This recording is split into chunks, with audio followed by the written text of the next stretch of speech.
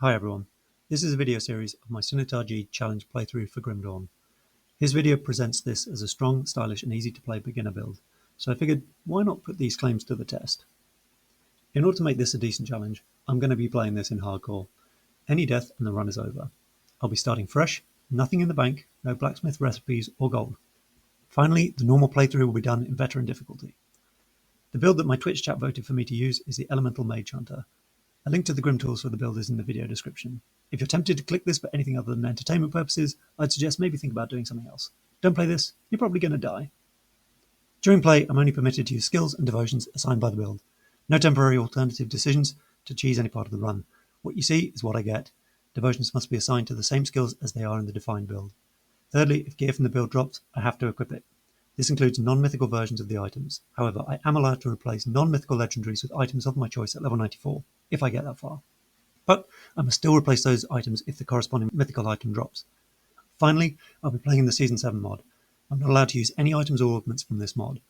I may use essences that do not alter the game outside of its vanilla state, and therefore allowed to use Typhos, Ratosh, Vire, and Attack Through essences. I may not use either of the Ishtak essences, Ultos or Ratosh corruptions, or empty essence containers for epic items. I may still use essence containers for greens that can take affixes in the base game. Season 7 has a slightly modified Mirror of Arioctes. This character is marginally less tanky than in vanilla, as it does not give perfect defense at low level. So there is a caveat. I do not anticipate this to have any significant impact to the viability of this setup. Let's do it. So there is a big problem with this build. The guy just does not care about health. So he's managed to make a level 100 character with 7,500 health or thereabouts. So is it going to work in veteran? Well, you know, we'll see, I suppose. No. So I was just saying, this is entirely fresh start, and I'm going to have to go into the ambush tree as hard as I can, as soon as I can. The thing is, the ambush tree is quite that's just going to be slow. So I'm not going to be handicapped too badly by that. But yeah, no, I don't have to go for the gear. If any of the gear pieces drop, I must use them. One more thing, Eugene, give me that. If I ever find one of these lying around again, I swear to fucking God, I will stop being so polite. Get the fuck out of my sight before I demolish you.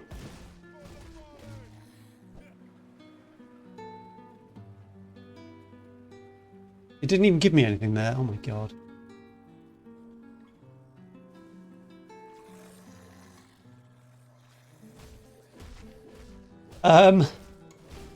No, I think this. Well, put it this way, Elu. This, you really think that this is hardcore viable and will hit 100? Really? I'm not convinced it will.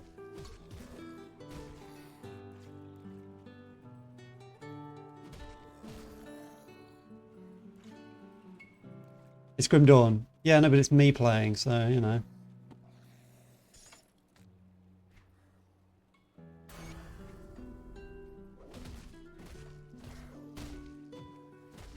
Depends how boring you want to do it. Yeah, fair point, but this is me playing. I'm gonna slam my foot down on the accelerator and keep going forwards, no matter what risk to my health and well-being that is. So when I hit the season content, it's going to be pretty spiffy, right?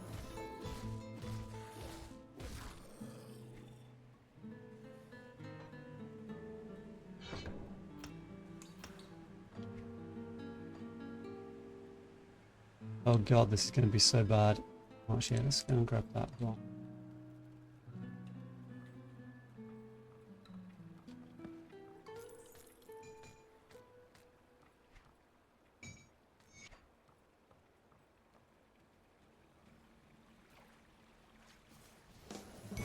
Oh, it's so adorable.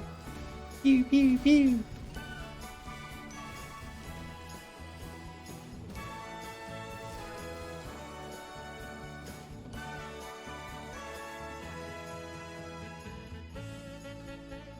It's just going to be horrifying as the level goes up and the relative health goes down. It's going to be just awful. Actually, I think that mostly the problem is his gear selection. Like, Mage Hunter has lowish health anyway. I mean, it's insane what his build is. It just stops early on through Inquisitor as well. There's no Inquisitor seal, so it's going to be it's just going to be permanently dicey. Does he spend any points in Inner Spirit, Inner Focus? Give me 1 second. Let me check. He goes 12 points in Inner Focus. Okay, that's all right then.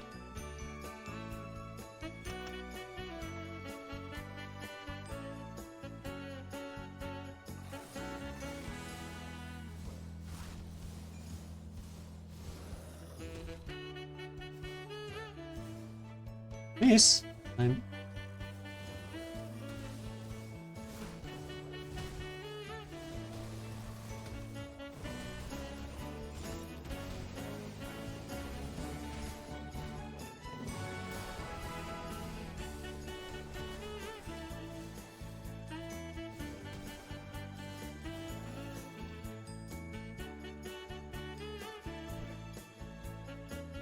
He does go for OFF as well, so actually, like, loads of the trash sort of stuff is, I know it should actually be sort of fine at the beginning. Everything being freezable, whenever anything's freezable, it's going to be kind of okay. Ah.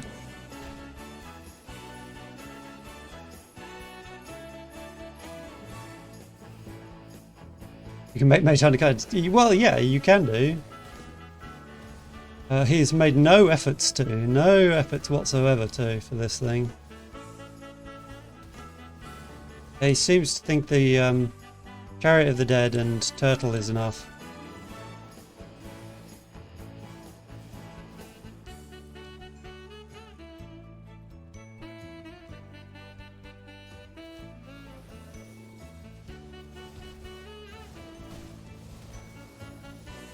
Oh god, it's so mana thirsty as well. Just standard, just Panetti things, right?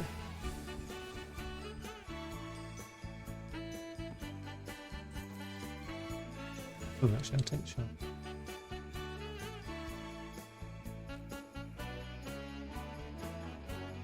That's 2. Oh, I can't wear them. Okay, never mind then. Ah!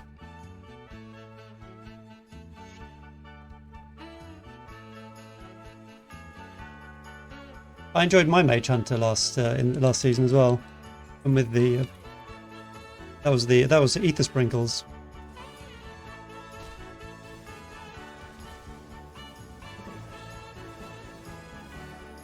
Took 4 hours to kill Mog Drogon at 45 or 35, whatever the challenge was, but at least did it.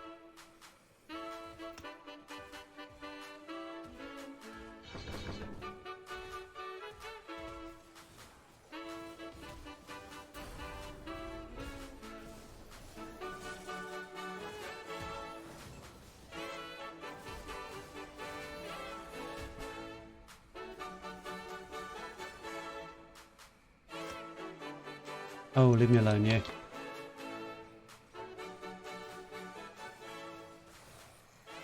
Did he level the build on stream? Of course not. Of course not.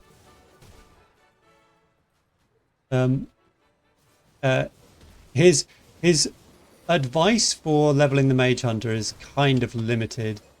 He basically says talks about just sort of right at the start. It says like basically stack Panettis and Iskandras, and go for a flash freeze, and then he kind of stops talking about it altogether. So you know, it's like the quality of the, we'll call it a guide, is you know, it deserves the commentary it got.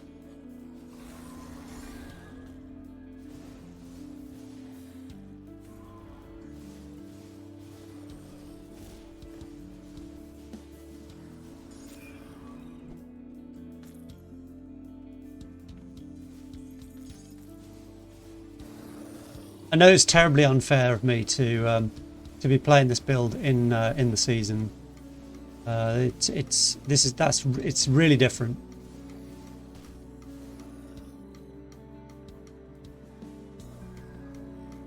It was not, in fact, different.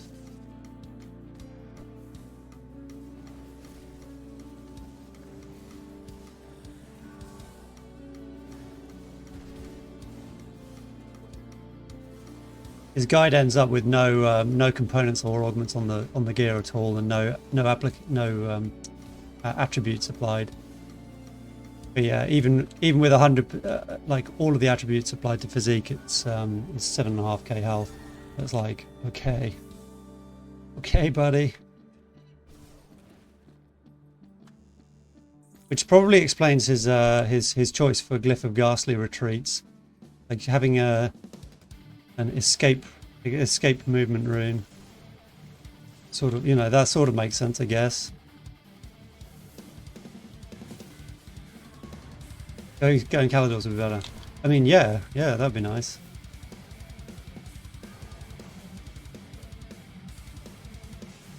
He's unburdened by the concept of doing things that are a good idea, so you'd think we'd get on. I legit don't have a problem with doing and executing the shittest possible ideas. However, I'm less okay with the idea of telling other ignorant people that it is a good idea.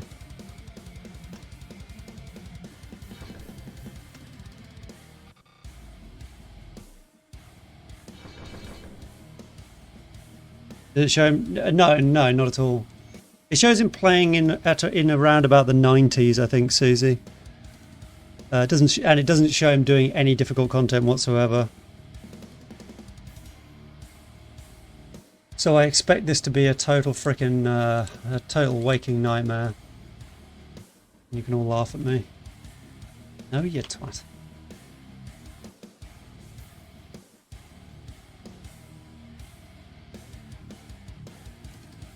And run to himself with the fireball. This is that's not something I would do. I'm not a huge fan of component skills. Like just feels weird to me.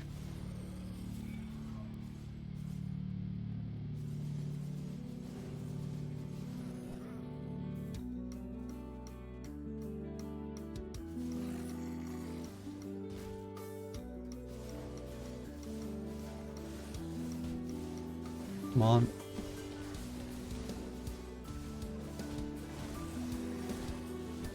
Ay.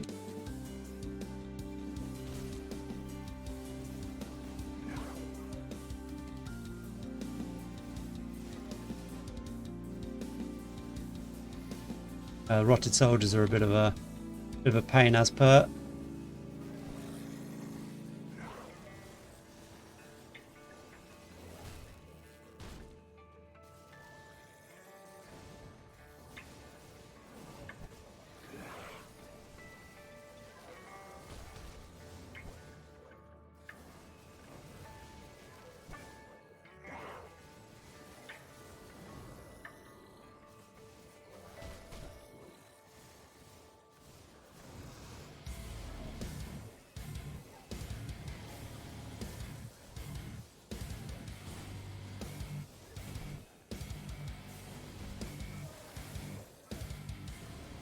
That would be kind of good if you could, yeah.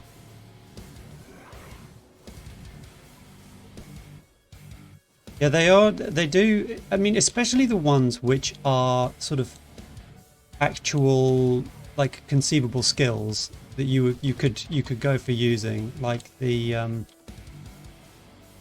whatever the poison, like poison flames of Ignifar thing. The acid spray thing. Chill spikes, I've seen people do builds with chill spikes. Whether that ends up any good, I'm not sure.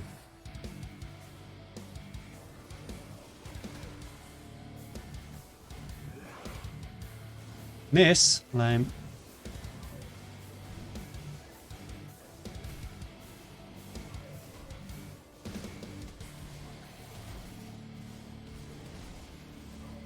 Come on, get in there. Right.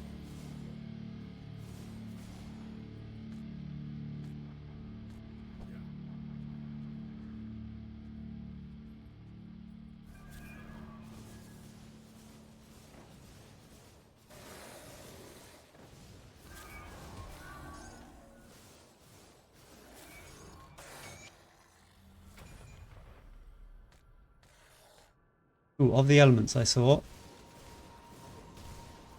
Potentially usable. Right, so to go white or purple first. White or green first. I suspect I want to go green first. Get some power while early on, and then go patoodle.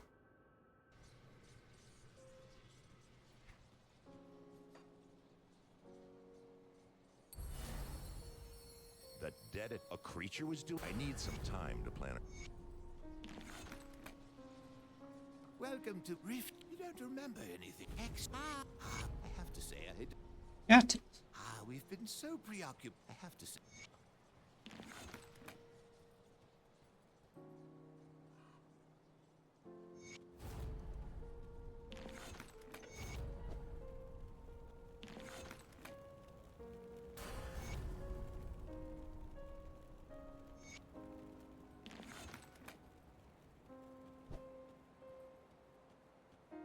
Greetings, child.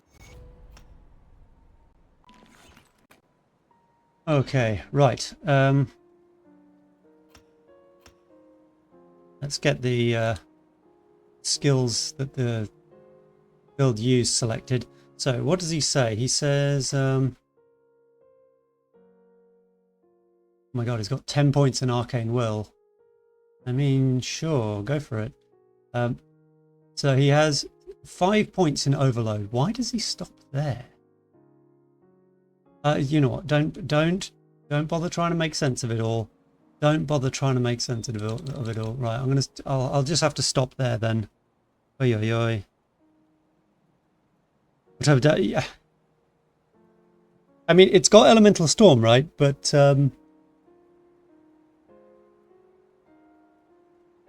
actually, it's just gonna be hard work. That was one of the reasons I think, Ellie, why people voted for this one, because it's got no health and it's got no RR, and it's just like, this is going to be like hammering bamboo under my fingernails. I mean, sorry, it's strong and stylish and it's easy to play.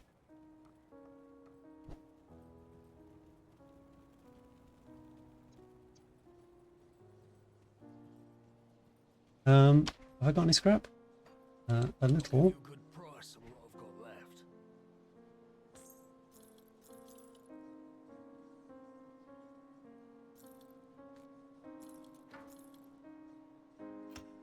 Oh, ah. You know, just slap all the points into physique for now. Look, I need as many as much health as I can possibly get my hands on.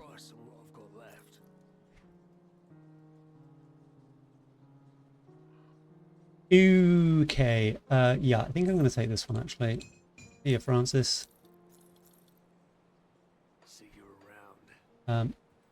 I'm going to have to go back to the dump and see if I can grab some more scraps.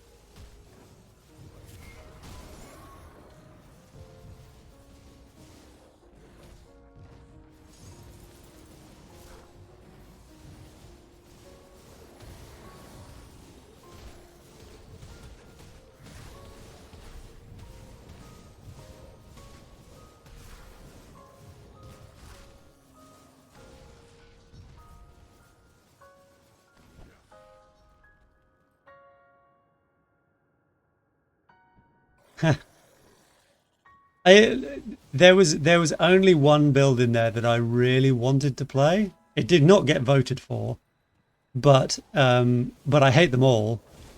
Like, there isn't much to like in all of it.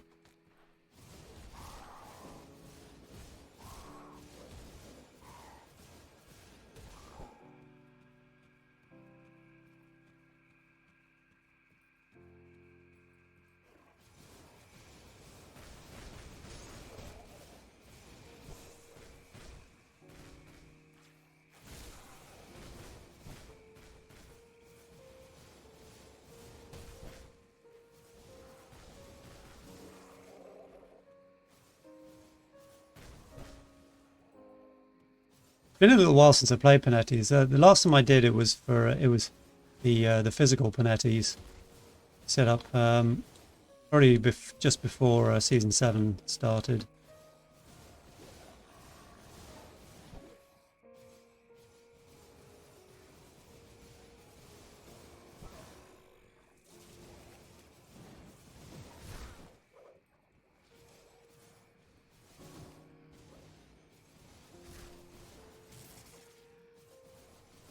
But in general, I don't really like the skill.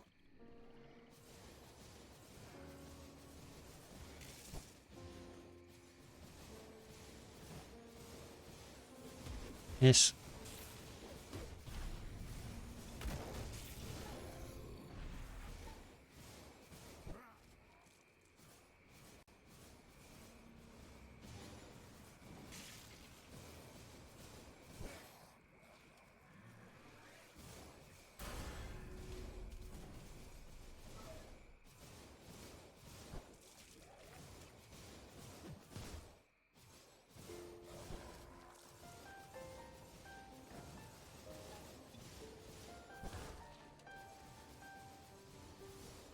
Oh, it just does nothing, doesn't it?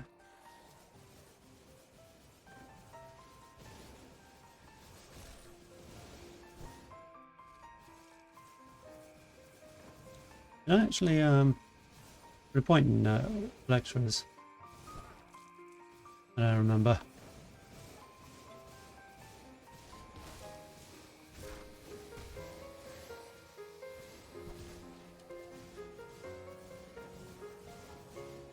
Jesus.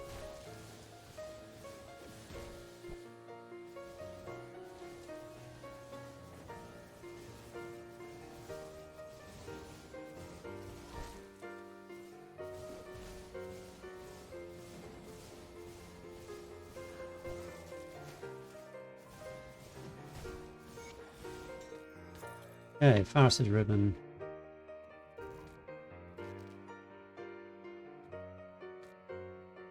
Thunder, that's not too shabby. Grab that. Get spirit on it, why not? Void. Okay, right, I need a scrap, wasn't it? That's why I'm here. I know what I'm doing.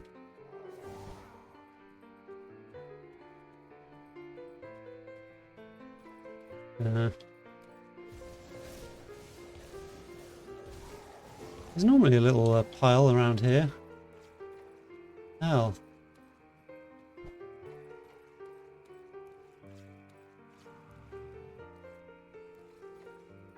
Freaking scammed.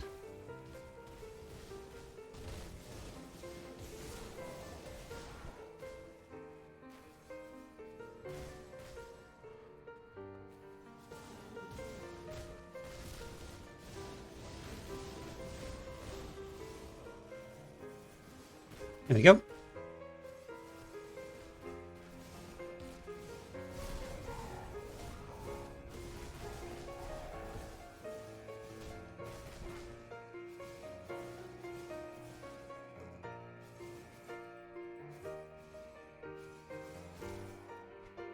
Right. There we go.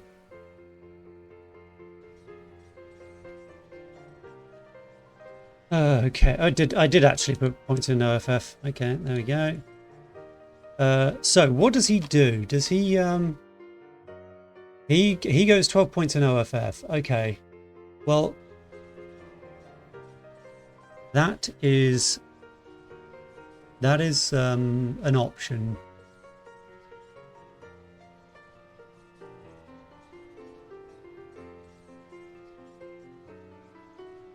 Iskandras is also a super good option. Actually, hang on. Whoa. Does the energy leech occur on spell hits, or is it just on weapon damage hits? Probably just on weapon damage hit.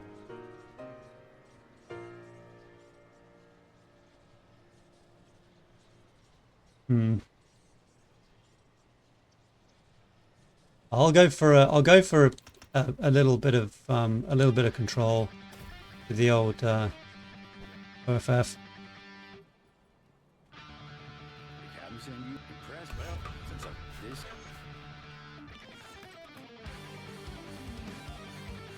But I think next I'll go some points into Iskandras. It is after all what he says to do. So whoops.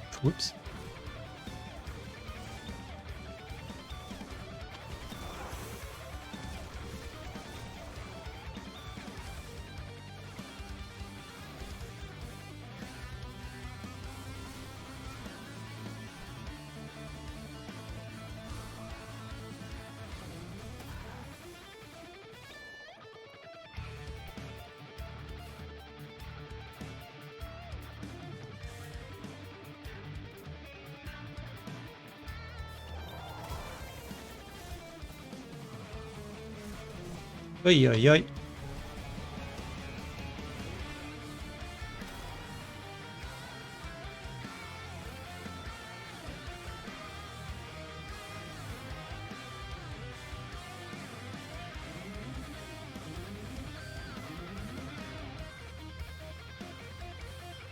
It's just such an expensive skill, isn't it? Like right at the start, I just feel absolutely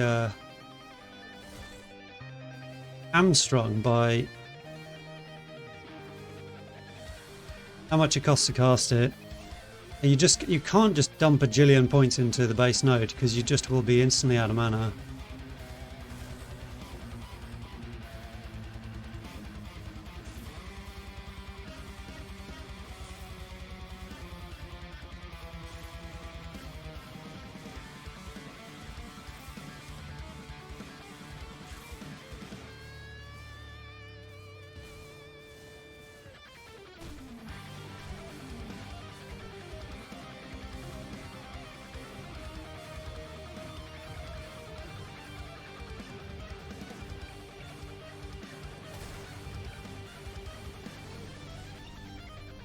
Actually, wait a minute, Illuminator. You're totally wrong. You're so totally wrong.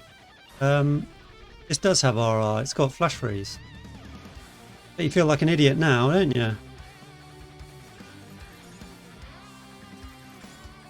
Okay, we got an actual green here. OA cold damage. Okay, don't mind if I do. And Drangul, that sounds pretty tasty too. Corrosive of Alacrity can go. Oh yeah, boy.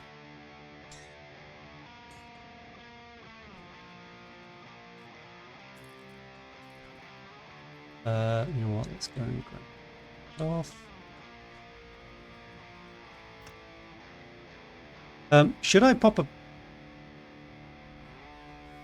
point into Inquisitor just because I need to have it ticked off? So the only things he has in Inquisitor, this is amazing, is he has Word of Renewal and Deadly Aim, and I think that's it.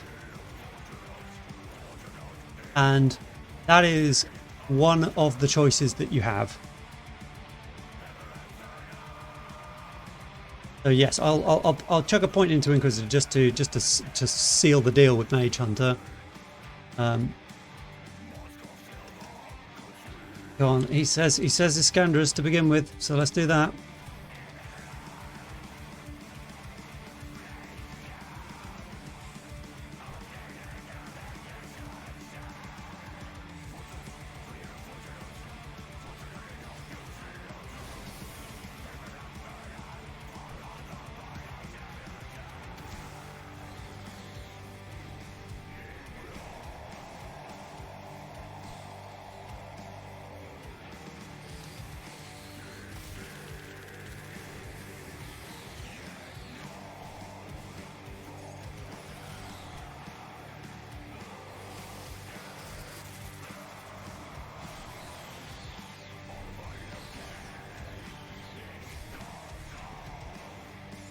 Oh, hello. Of vitality, hey, that's pretty good. Health is it's in such short supply. Take that all the way. Oh, hang on, I get my Pharos medal as well.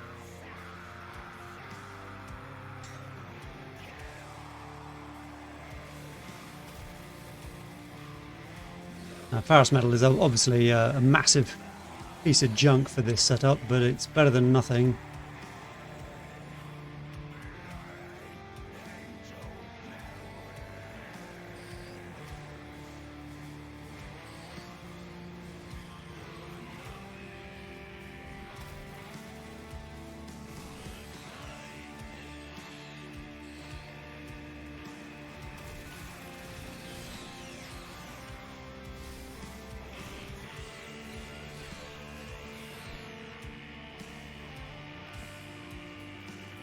Ooh, of attack.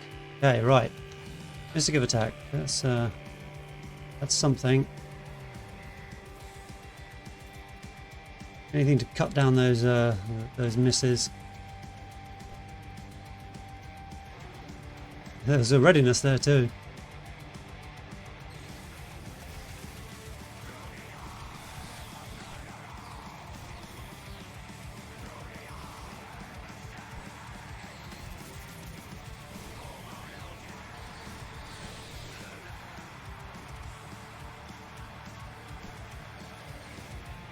Behave yourselves.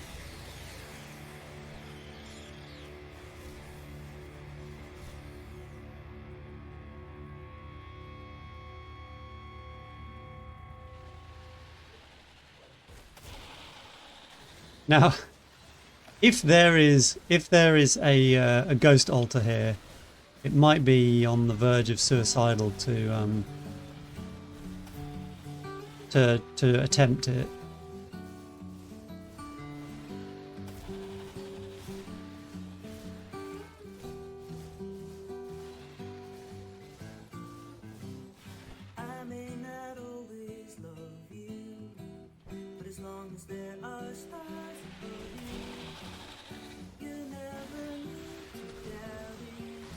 Come on.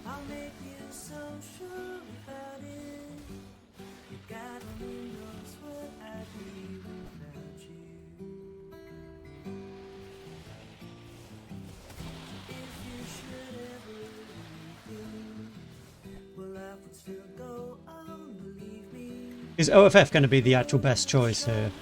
Like, oh, it feels like it might be.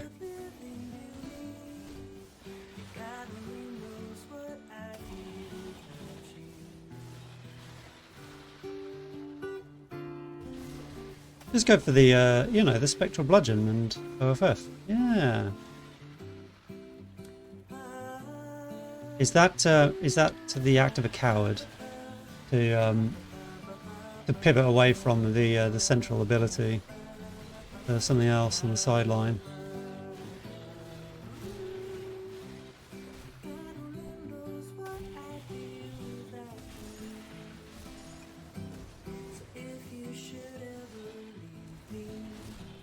Whoop. Hello. Well, oh. No. So what I'm going to do is I'm going to do Viloth first, and then oops, and then I'll do the blue shrine.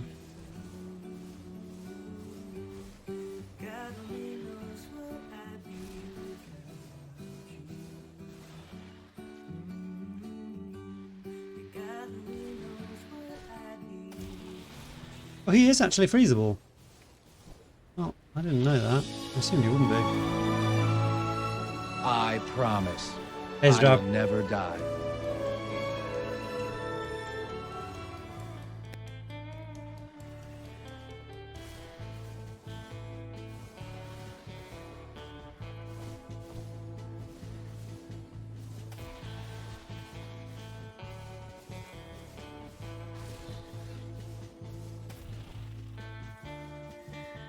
Oh, hang on. Can I interrupt his cast with that? Ah, it's too slow. Quite hard to react in time. Still get the cast off.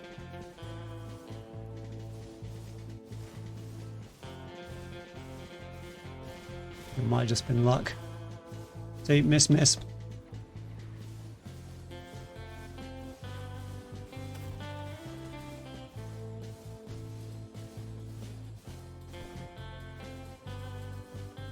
Holy crap, everything's going to take so long. A single target is just absolutely just atrocious for this thing.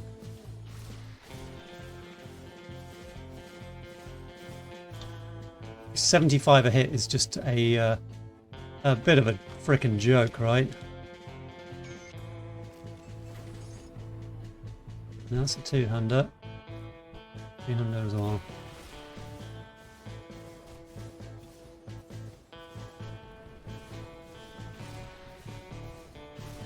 12 hours later.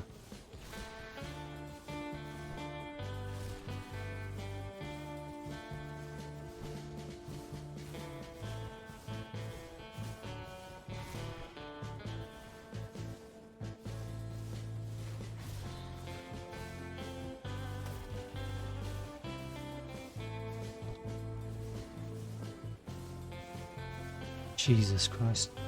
Strong, stylish, and easy to play.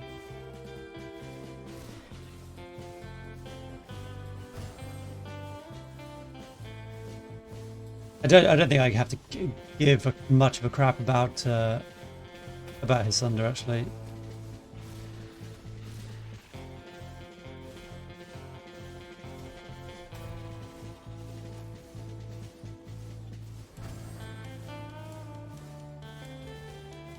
Does he have a point in nullification, actually? Oh, I really hope so. It would make me just terribly sad if he doesn't. He must do, right? He must do.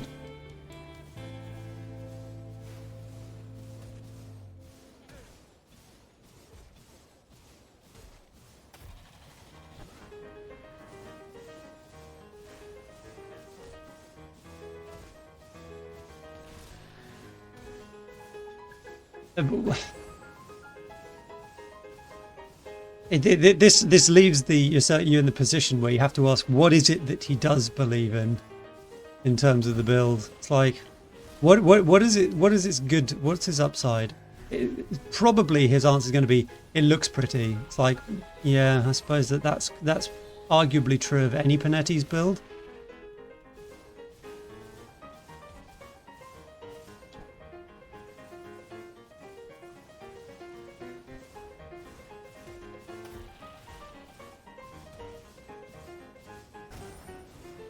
Jesus Christ, come on, I'm bored now. Vigorous of Scorched Runes. Well, that's not too shabby. This is also not too shabby. It has a proc on it. It has a damaging proc, which says to me that it's going to greatly increase my DPH.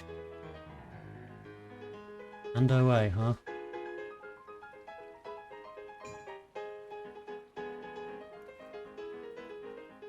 So, yeah, take this one for sure. 61 health, 10% health. Hey, not bad. Really pretty good.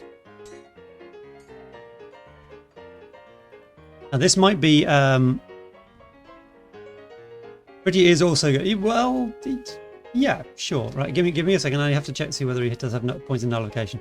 Okay, so he's got 10 points in Arcane Will and 1+3 in nullification. So Arcane Will is significantly more useful to him than nullification. Okay, got it.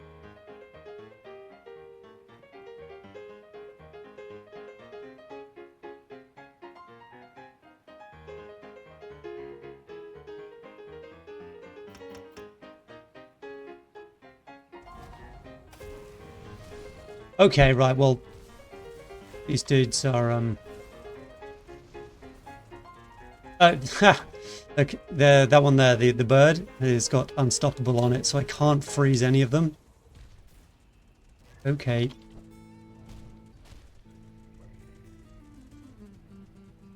So this is a bit of a no-go, right?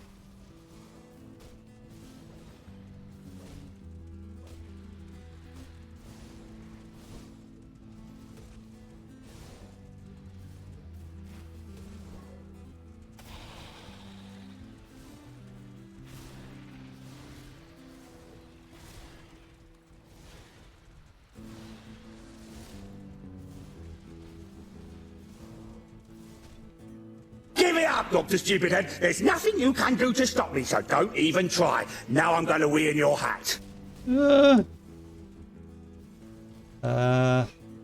this is a no-go. Managed to body block each other. All right. Screw this. I'm going home. I think I might have had a shot at doing that if there wasn't an unstoppable in there. It's just and I probably could do it, but it would take 45 minutes. So maybe skip that. We'll just move on. You look clearing out. Well done. Can't bear the idea of being paralyzed down at level freaking 10 for the rest of eternity. Okay.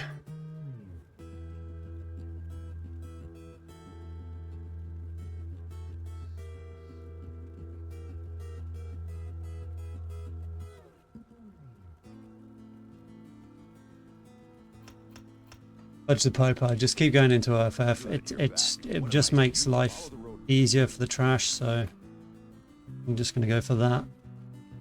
I'm just going to double check my bank's actually all cleared out. Yep. Cool.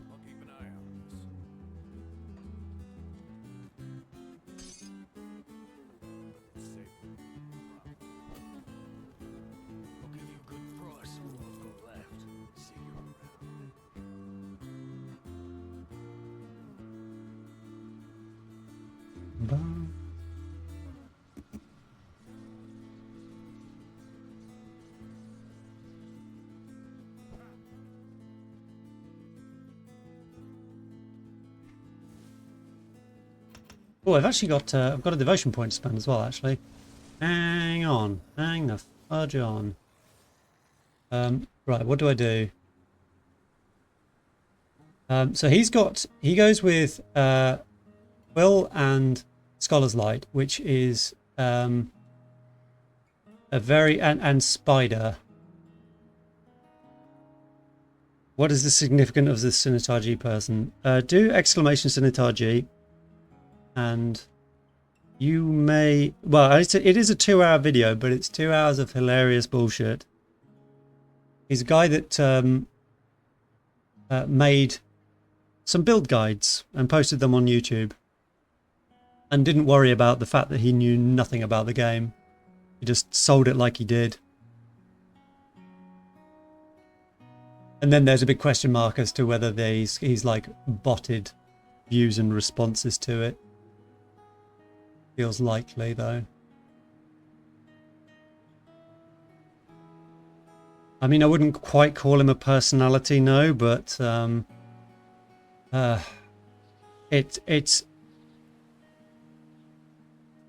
trash content from someone who doesn't give a shit about his audience's time.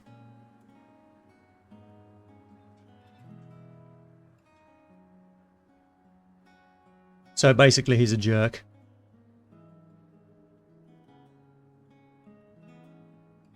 Well, a Scholar's Light has got energy regen at the end of it.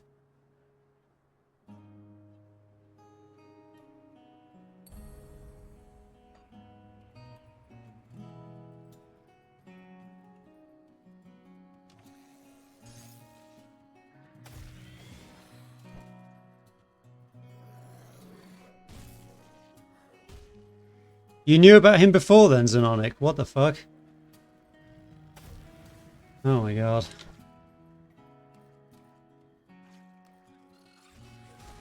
But Rec's video of it's 2 hours, but get yourself a nice hot cup of tea and a biscuit and watch it because it is fucking hilarious.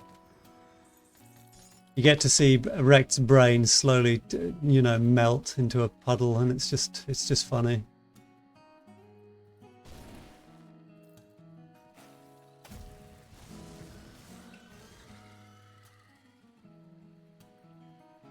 Yeah, it's exactly the exact same piece of advice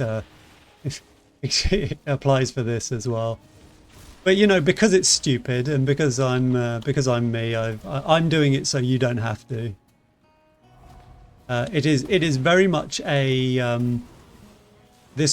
should only really like be played in softcore. But you know, fudge the popo. And it's not like it's good for softcore either, but it's just I think it's borderline impossible to play this in hardcore.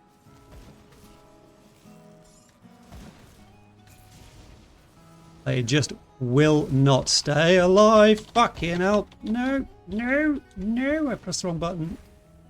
That was a bit special. Everything's fine. I meant to do that. Remember on the stream title when I said I was an expert at this game? Yep. Yeah. We all like to write our own reviews, don't we?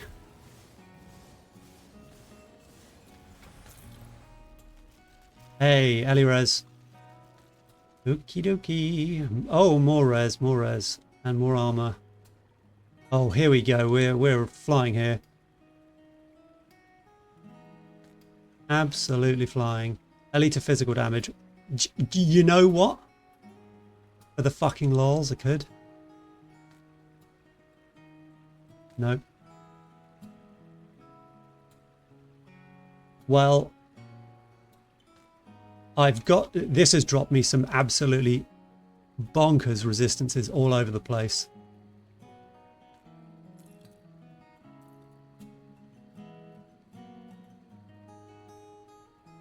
So the rule says take it, so I'm gonna. Boop, boop. The rule says take it.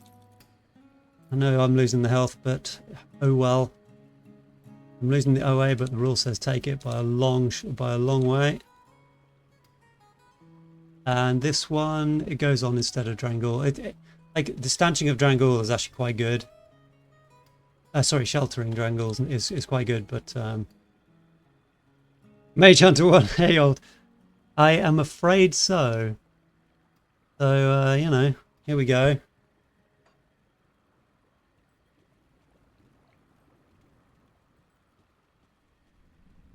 The rule is a mechanism by which I ensure that my gear keeps going.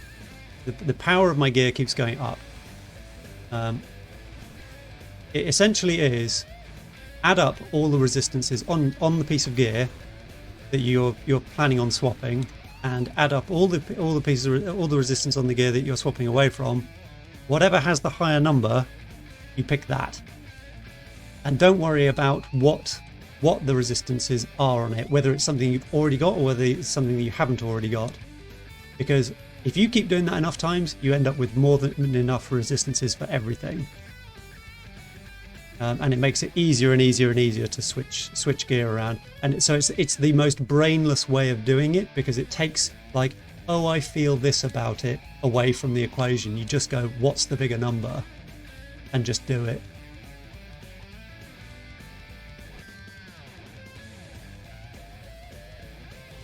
But elemental resistance counts triple.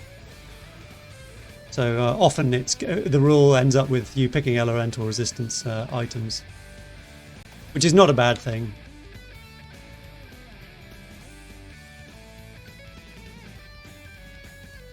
Okay.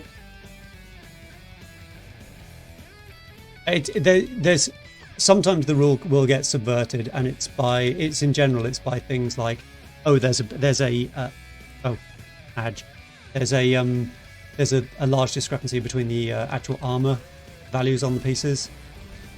So I sometimes will override the rule and say, oh look, there's 200 more armor on the piece I'm going to, and it might be a bit of a side grade on resistances elsewhere, or approximately the same or slightly under. But when the armor is a lot more, then you can be like, well, it's still worth it actually.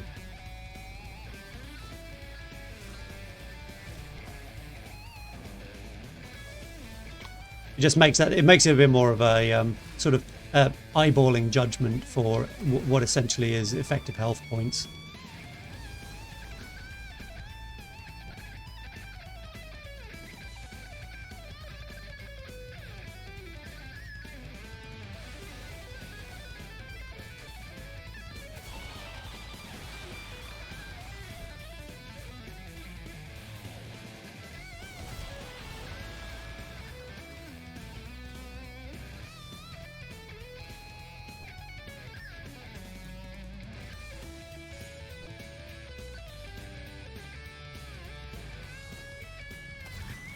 Okay, right, we've got a ghost shrine here.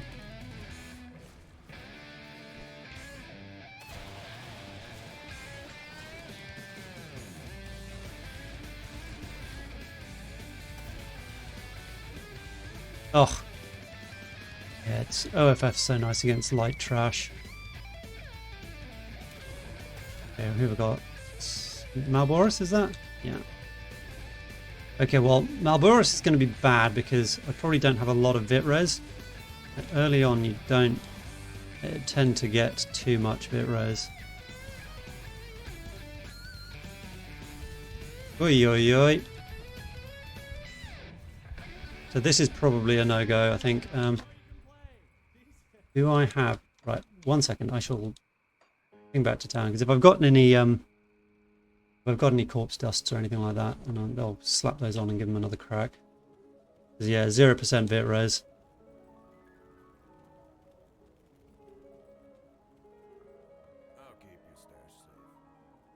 I do not have any corpse dust. Okay, then. It tends to be something you can't buy. Come see what's left of my wares. Nope. Did I say which build I was hoping we would win? I did not, no. That information is going to be kept close to my chest for, you know, potential other attempts at Sinitar G runs. To answer your question though, Old, the rule does not give a crap whether you're at resistance cap or not. It's one of the things that says, look, don't you worry about that. Let me worry about that. Just if you have enough applications of the rule, sooner or later it doesn't matter. You're over the top with everything. But eventually you will get to a point, presumably actually in Ultimate, where you'd say, I'm going to override the rule because I'm 100 over cap on elemental, so I'm not going to take an elemental resistance piece because there's just no point. At which point you're trying to compensate for something else.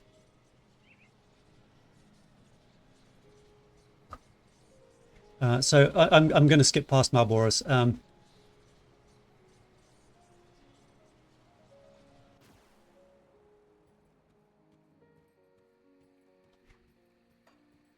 If I immediately drop any Vit Res pieces or components, then I'll go back and twat him. But if I ding, I won't.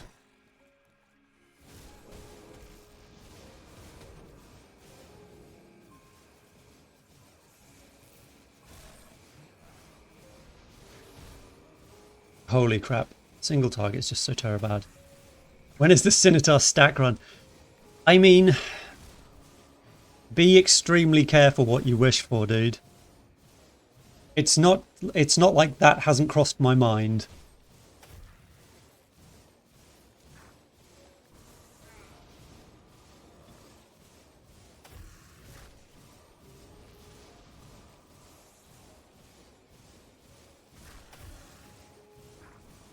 Oh, he's freezable. Screw you, Jillius. You're going down. Ooh, aggressive. So I do lose resistance here, but I'm going to take it. Because aggressive is pretty neato.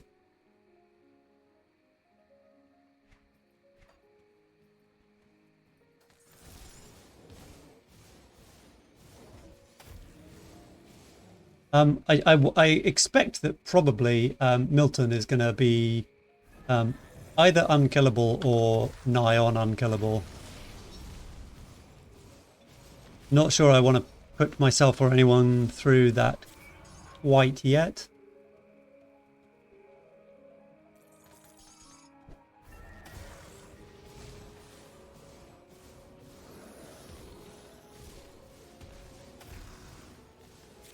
It really is carried by OFF, but still it's not too shabby, is it? Right, can you freeze him? You can. Okay. Well, Mr. Hart. I still don't think I'm going to be able to kill him, probably, but...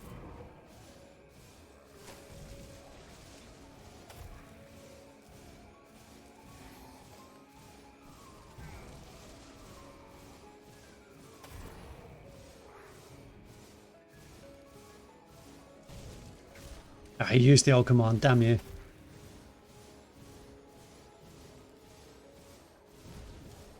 Yes, okay, so the frickin' core problem has shown up here, where I'm gonna run out of mana and not be able to keep the DPS pressure on him during his healing.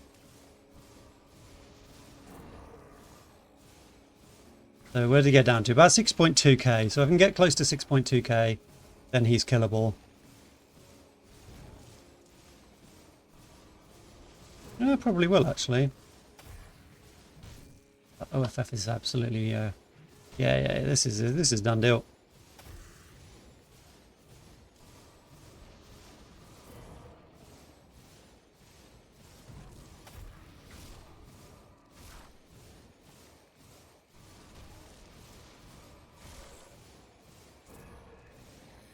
God, it's just awful though.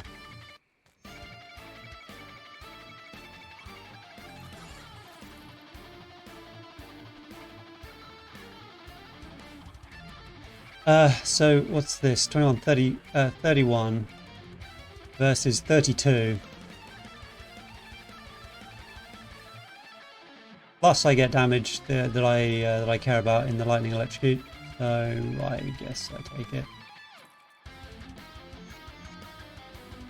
Oh, and hang on. Right. So what I got is I've got some vit res. Don't give him a quick crack. If I wasn't going to wear it, would you have to keep it for ether res for Warden? What do you need ether res for Warden?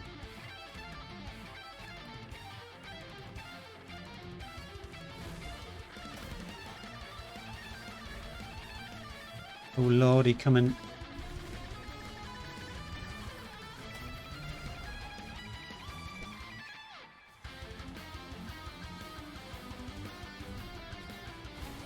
He's Malboros has actually got a lot of lifesteal, hasn't he? So yeah, this is gonna just be a stalemate.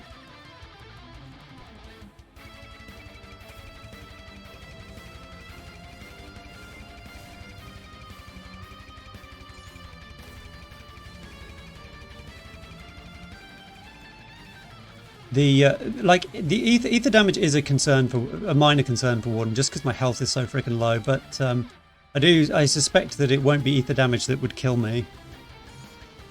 It's most likely going to be physical.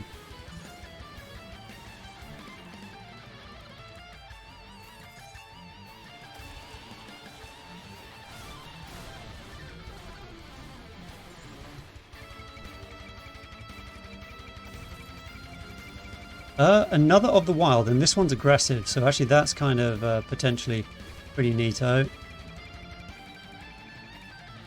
I'd lose bleeding res actually. I'll probably pass on that actually. Bleeding res is good for the mosquitoes in the flooded passage, so stick with what I have.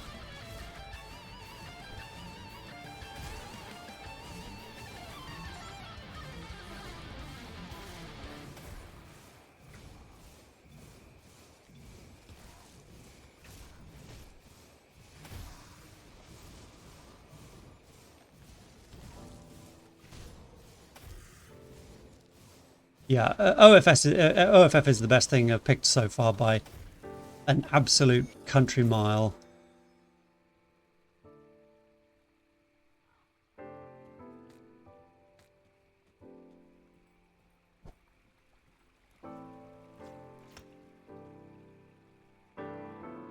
Yeah.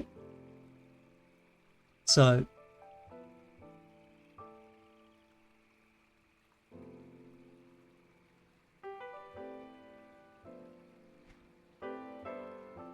that's %2, huh? Not by a nautical mile, no.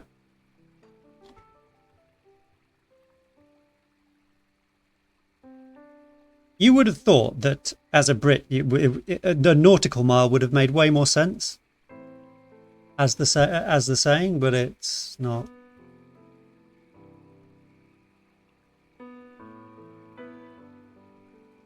Right. Well, he says pick these two. No. I'm going to go for Mavens. I don't care what he says. He is wrong. I'm going to go for Mavens and get a few points in that just to start off some level of defensive efforts in the build.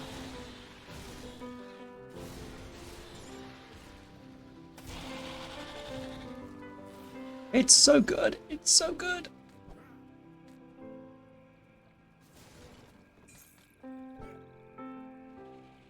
Not following Sinitar.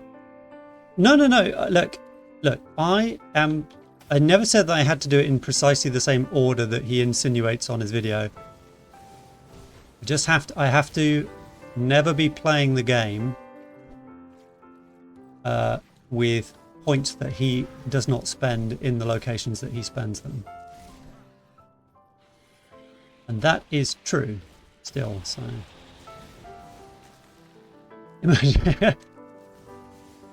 look, there's always room for improvement. I think something can always be worked on. So I think that we should permit some level of experimentation for this, just to see whether there is even further we can push the boundaries for how good it is.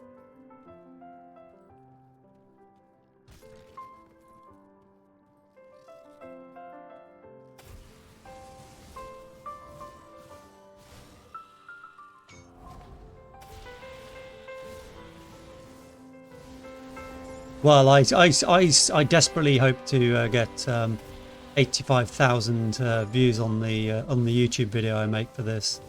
I think it's at least what it deserves.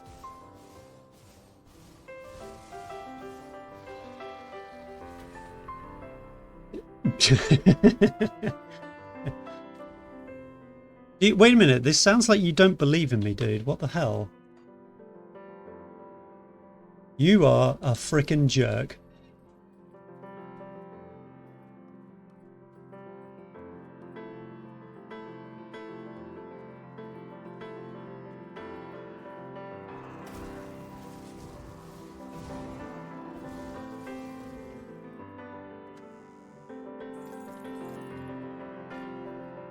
I suppose it's a little bit arrogant to just go out there assuming that I can do better because I'm me and I'm so great, right? You have to recognize that, you can be wrong from time to time, and that other people have got a better handle on things than you do. So, yeah, I suppose so. Raxo, and who's the other one? Oof. No, it's Buka. Okay. Well,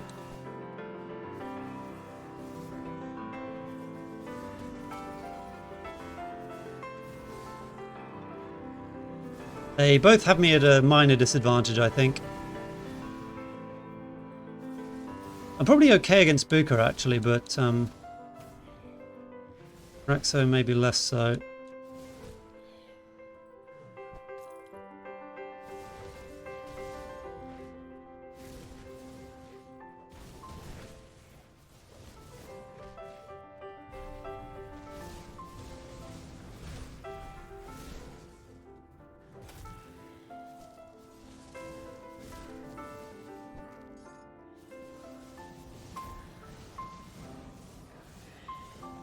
Nah, I think I've got him. I think I've got him.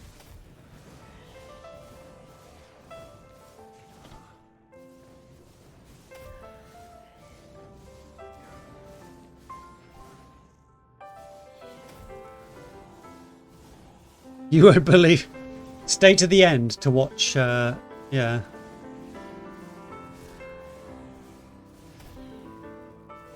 We're gonna look mighty silly when this ends up being a total fucking powerhouse.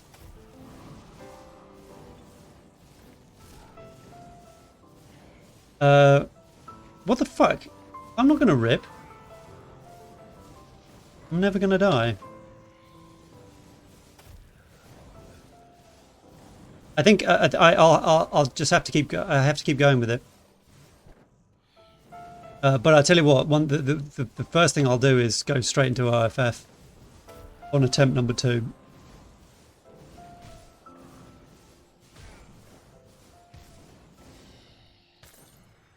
Oh, hello. Frickin' finally got a necklace.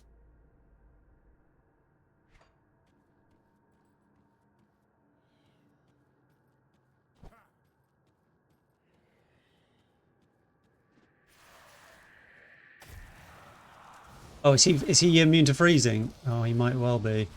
He might well be. He's a chilly boy.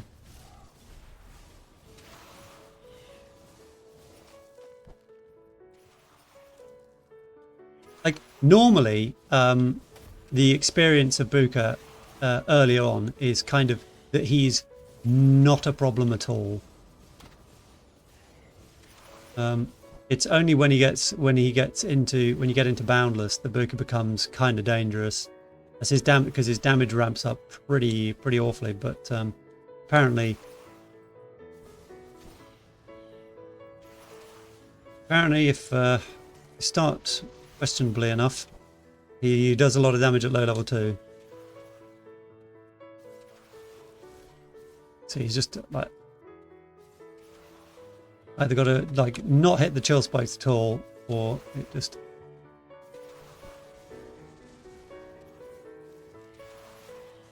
But it's I've got to like try and go for Do you like the banana, big boy? for the altars. It's just the best early way to pick up essences for the ghost ambushes. So, oh, you silly twat! How's it going, T? Do you like the banana, big boy?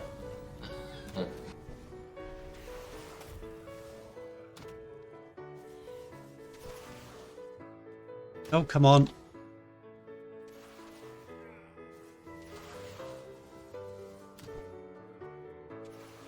It's so erratic, isn't it? The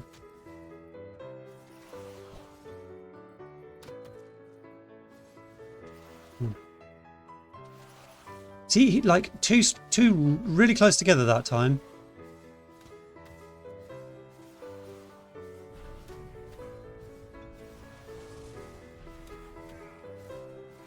But yeah, it does not help that he can't be frozen.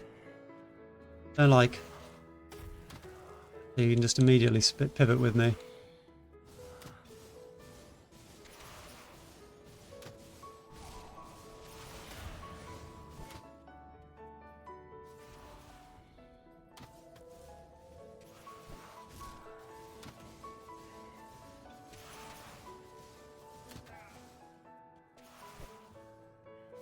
Come on, buddy.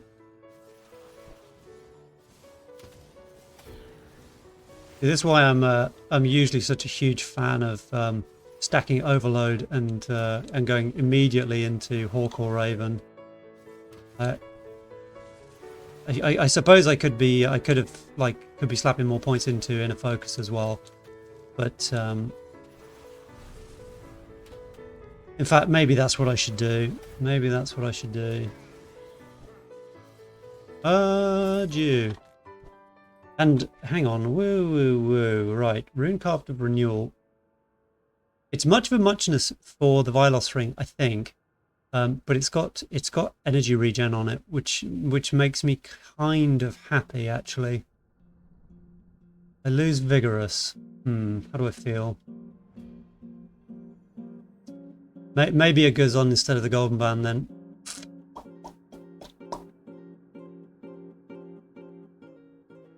Yeah, I'm going to slap it on instead of the gold band.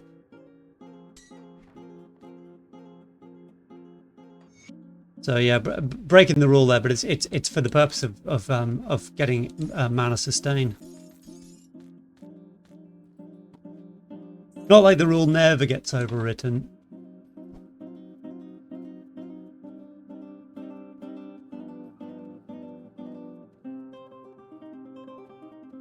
To 5 minutes ago, Milton. Look, that is not the slowest Milton kill I've ever done. Lightning Retail Gore Stack was slower, because because that's true for everything with the exception of the Gore Stack auto attack Necromancer on Kyzogg, which took I don't remember how long that took, but it was quite some time.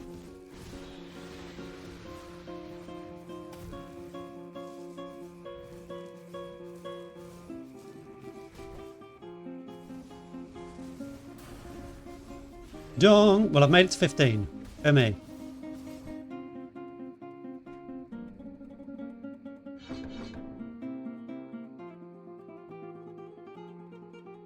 Oh, wait a minute. Do I take pass through? Or Mavens? You know what? I'm actually going to take pass through. Like, it's a bit of a game changer damage wise.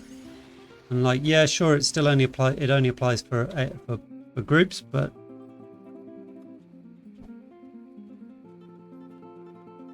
it's pretty frickin' spiffy.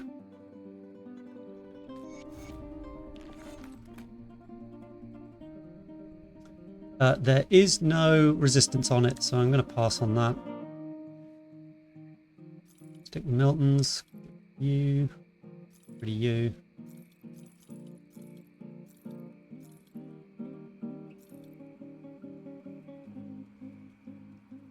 Right. I go back to town. Yep.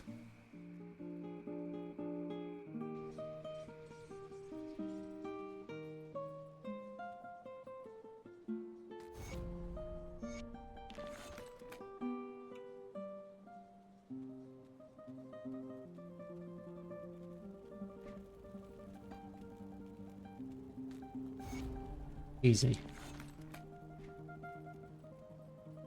Holy moly, is taking this actually the correct thing to do?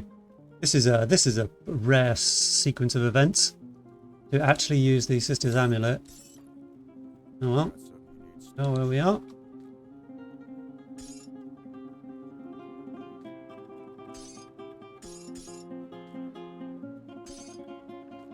I can't actually use these just yet.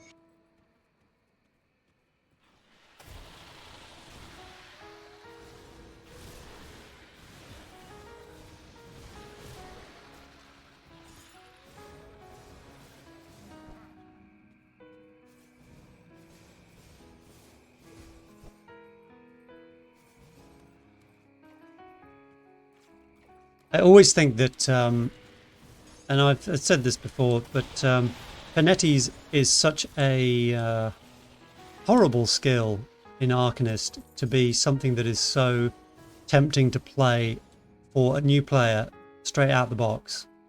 Like, it's a level 1 Arcanist skill, and it's so bad at level 1. Like, it's sort of, it goes somewhere eventually.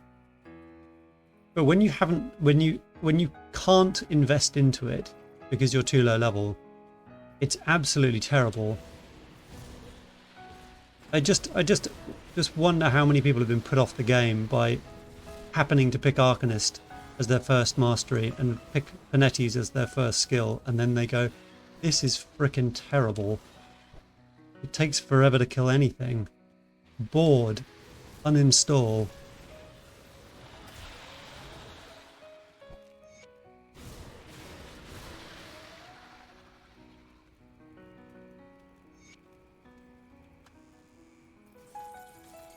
Okay. Nope. Nope, nope, nope.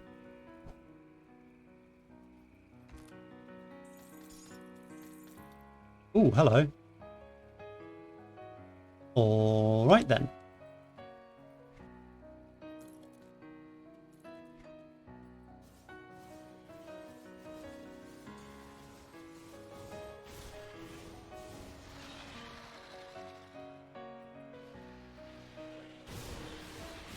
It goes somewhere eventually. No, because that's false advertising. That would make me know better than the man himself.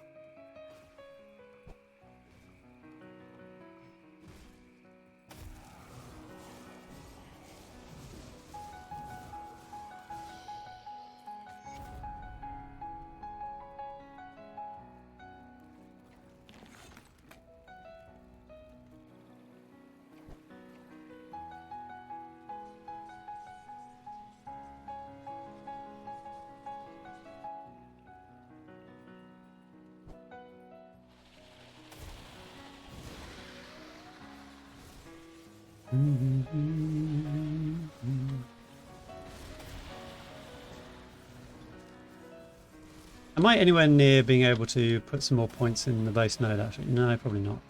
No. All points in distortion.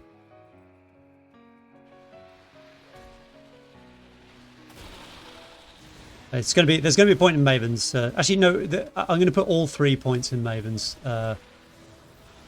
Actually, the first 3 points are a reasonably decent return, aren't they? So.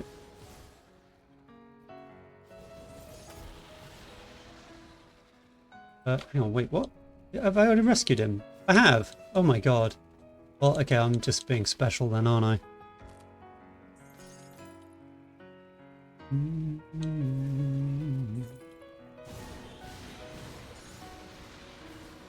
Better news counts as somewhere. You are technically correct. The best kind of correct. Yeah, absolutely. I think I might have to employ you as my new lawyer.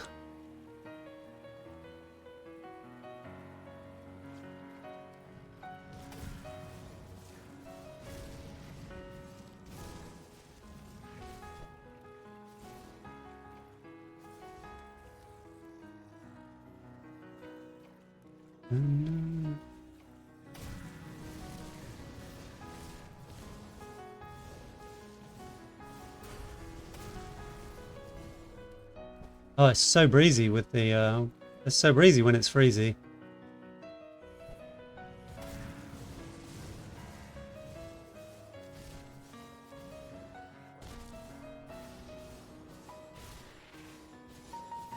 Yeah, I am up to the task. Once again, writing our own reviews. It's fun, isn't it?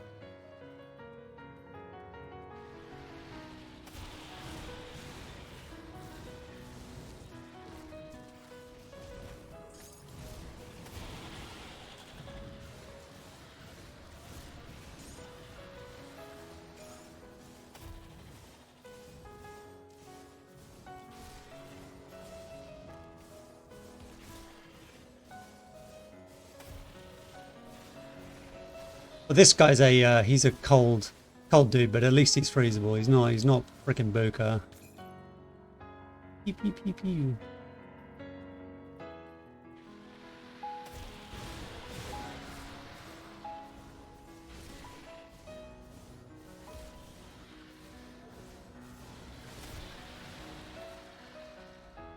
Okay, right, so Mavens, I'm just going to quickly check how many points he puts in there. He puts in 12, so I'm all good to go for Mavens. I'll put 1 point in this level as well. 14. He goes down to 1% after that.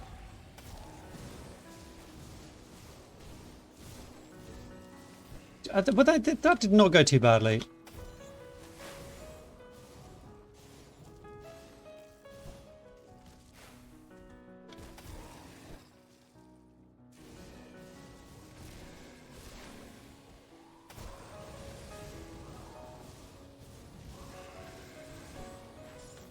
Yeah.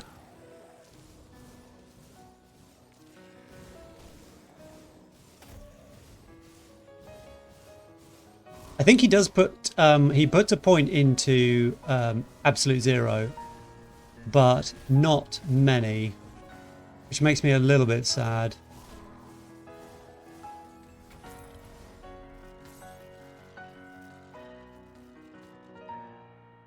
Okay, right. Clerics of attack.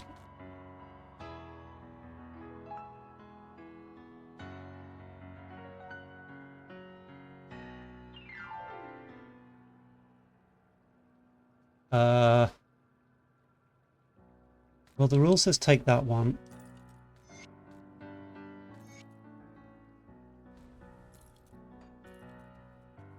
Resonant of Fortitude. Yep.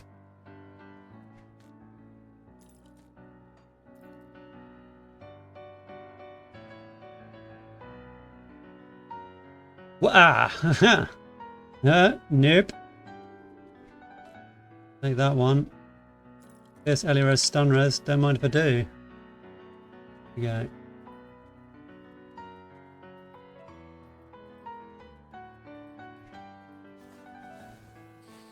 Absolutely flying for Elires here.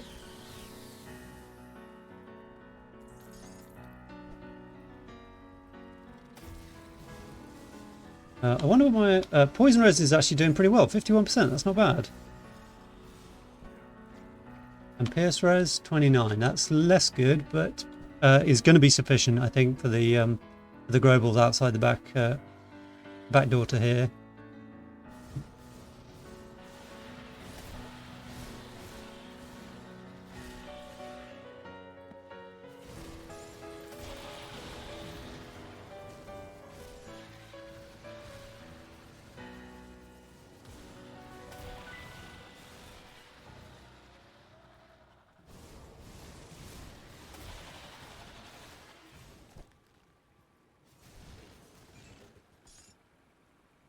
Skyfallen, well, I like the proc, but I think I'll pass on that. It's actually is very close for consideration to wear that one.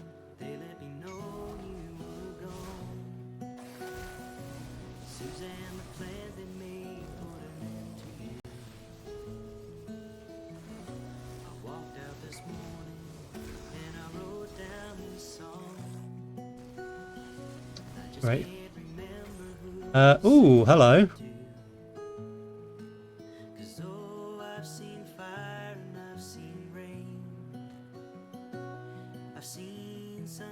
Well, I'm getting some absolute, some pretty epic stuff here.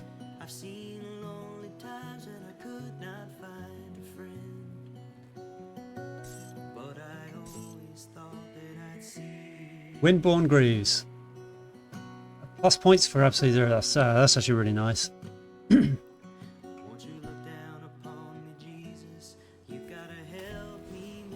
well, he's unfreezable.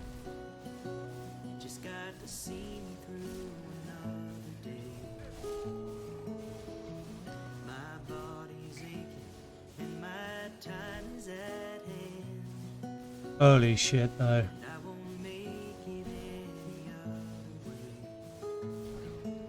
This is why you this is why you go Calidor's Tempest. Get the Kyzogg Skull, and then just get the cooldown, transmute it for it.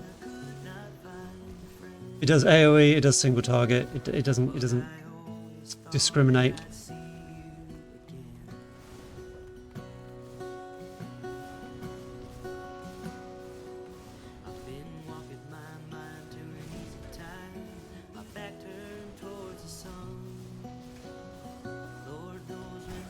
At it.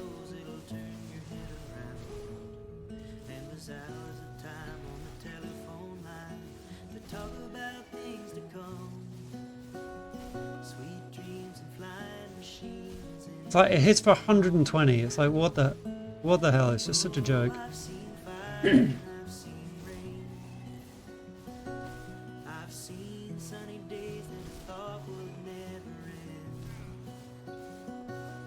Oh, holy moly! Oh, Biff. Hey guys. Yeah. Just when I needed one. Look, I needed some something to boost the adrenaline, because this is freaking beyond tediousness.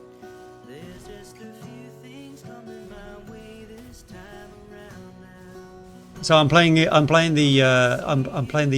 Sinitar G Witch Hunter, Mage Hunter. Sorry. It's going precisely as you'd expect it to. Really, having a lovely time. Don't have Sunder and don't get tagged by his left hand punch.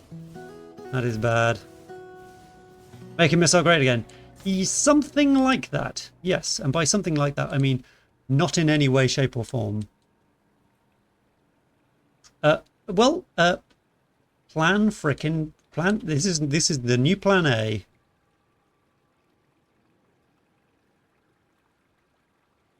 Here's armor, Ellie, all sorts of good stuff.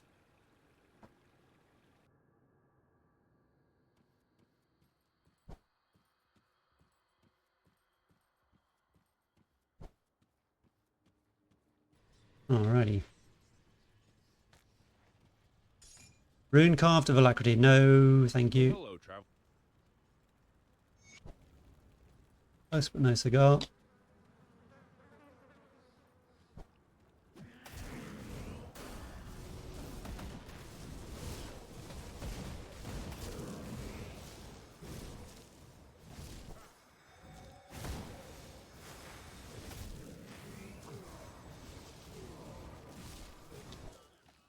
Yeah, nerds. Yeah.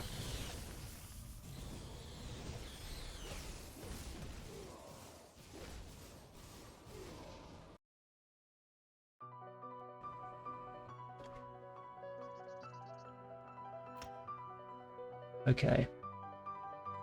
Pew pew.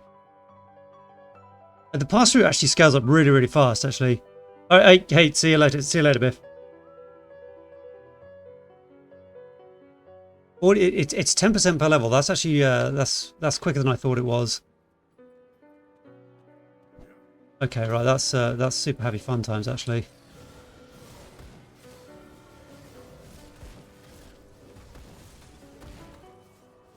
Well, you know, it makes trash easier.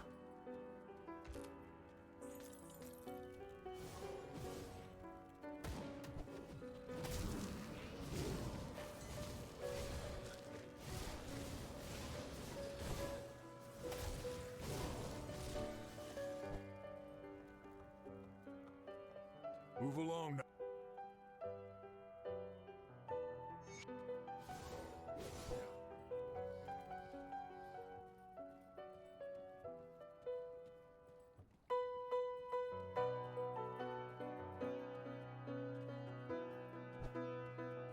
I mean, it is super great.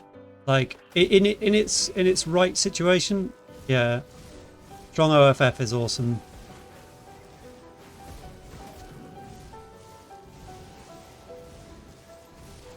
It really disappoints me that it works quite the way that it does. I don't think it needs to work the way that it does. It's just seems silly that you can't apply the frostburn without applying the freeze.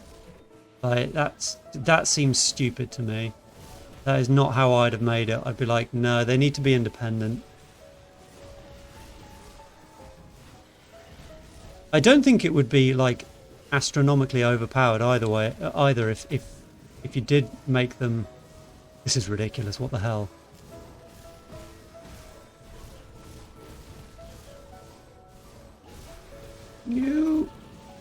No. Right, one down.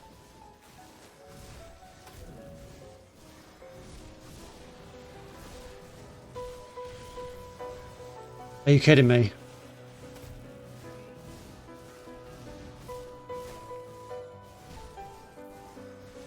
I don't think I'm going to be able to kill the... Actually... Will he heal himself?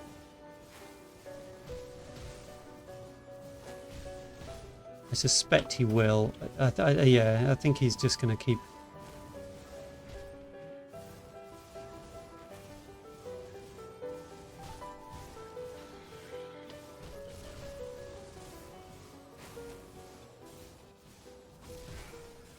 Are you serious?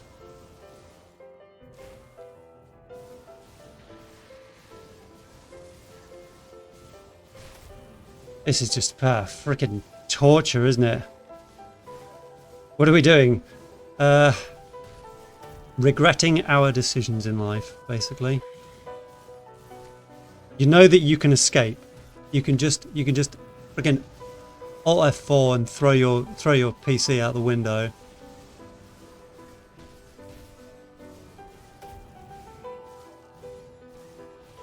He just doesn't take any freaking damage at all. What the hell?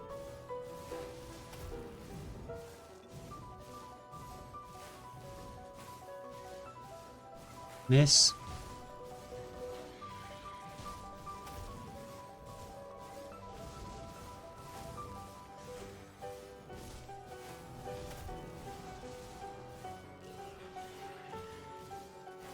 Oh my god, I just want to kill myself. This is awful.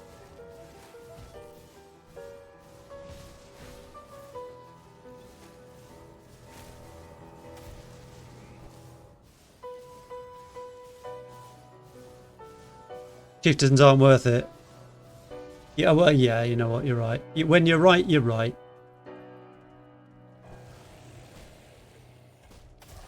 This is not the fault of the build.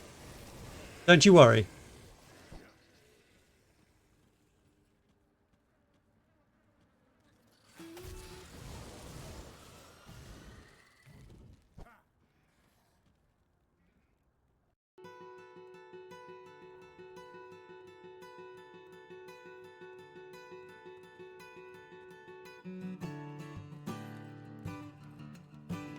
Yeah. Okay, right. That's I only feel horribly insulted there, Telly.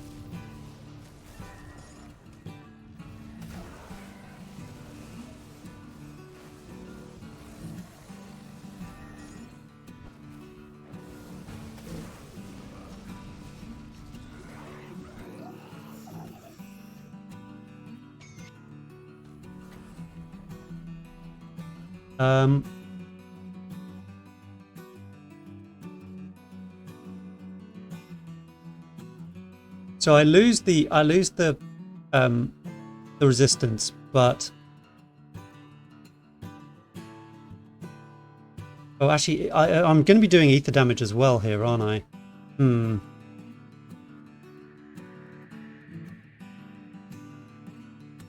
Mana regen probably goes up a chunk.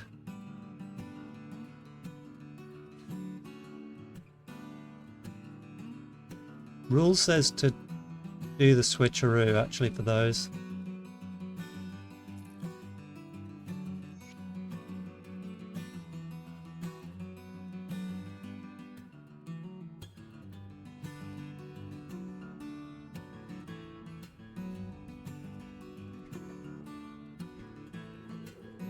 Oh crap! I've got 2 points there. So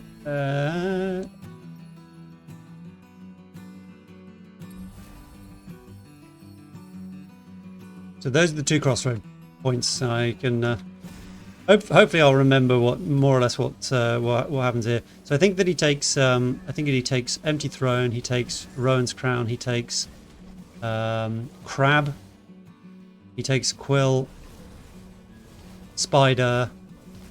He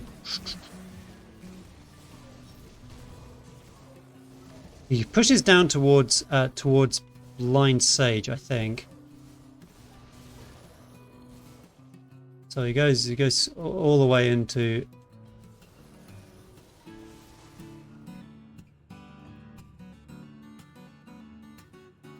Yeah, he takes Blind Sage with all nodes in there, and he takes Oclanes. Is that it? Oh no, he takes Chariot of the Dead as well.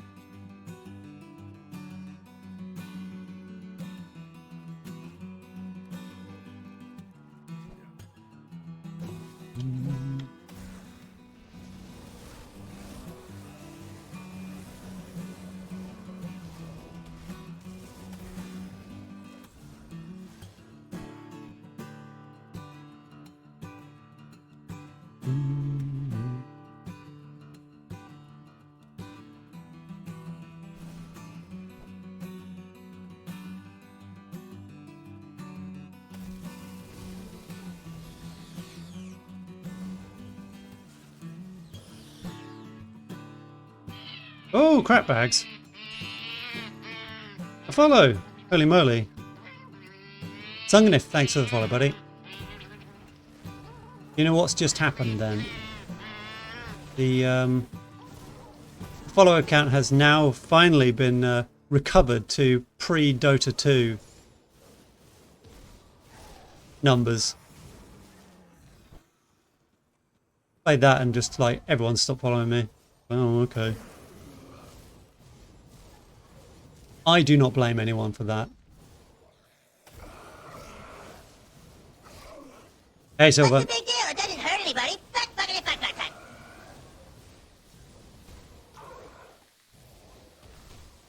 No, come on.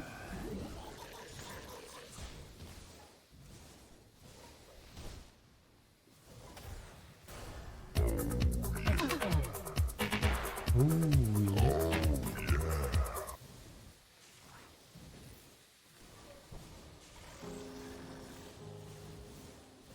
Go on, today. Jesus. This guy appears to be freeze resistant too. More trousers. No.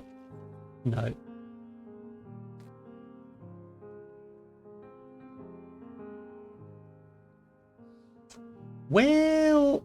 26-36 versus 27-37-39. And more armor. A lot more armor. See you later, Milton.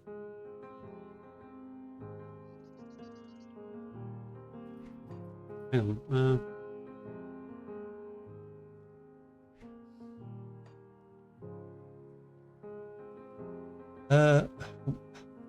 How have I not got enough spirit to wear this dress? What the fudge? What is FHM? Franchise Hockey Manager. It's Telly streams it, and it's basically MSXL the game.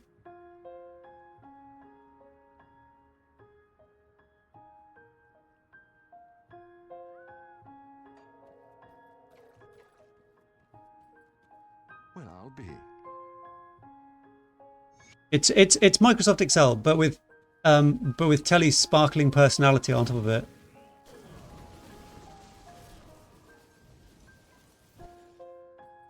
See, we can all insult each other, Tate. We can all do it. We're like, I'm finished. How dare you say I have a sparkling personality?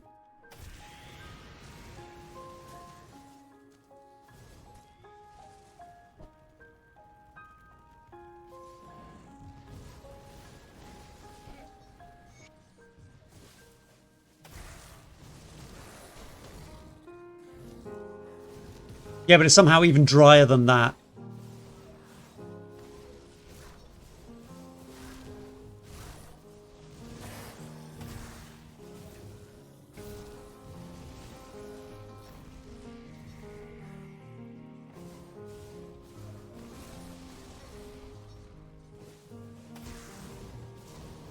Yeah. Whoa, okie dokie.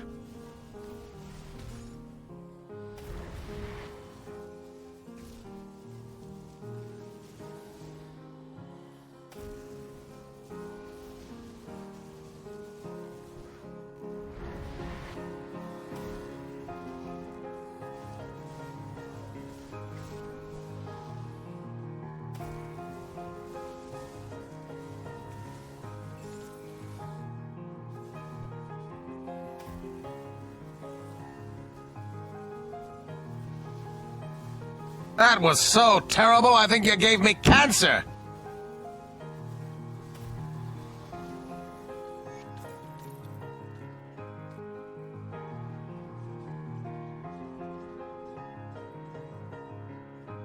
Ooh.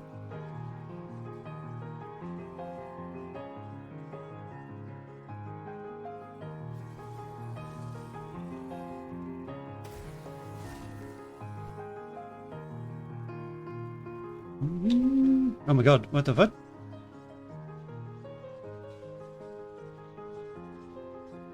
Do you mean in PoE? PoE is like, PoE is too complicated. Like,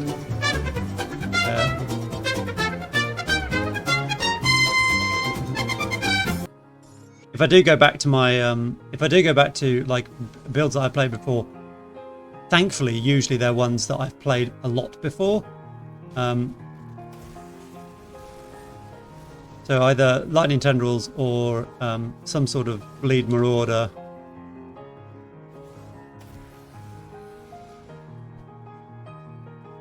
So I tend to be able to, I can just about go back to them, but yeah, it is hard work doing that when you're doing it with something novel.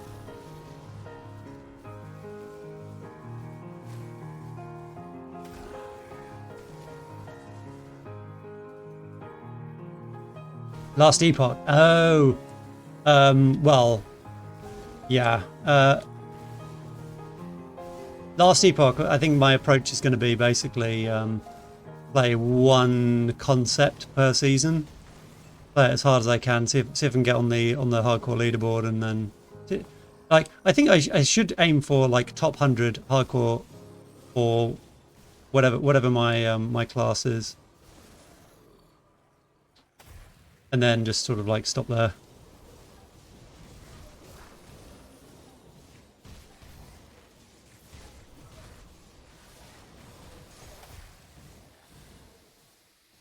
I didn't totally despise this season in Last Epoch, but Last Epoch does still grate a little bit. It's I don't know, I've said it a lot. It's worth playing now. Like if someone's asked you, should I play it, you can honestly answer, you should give it a go. You might like it.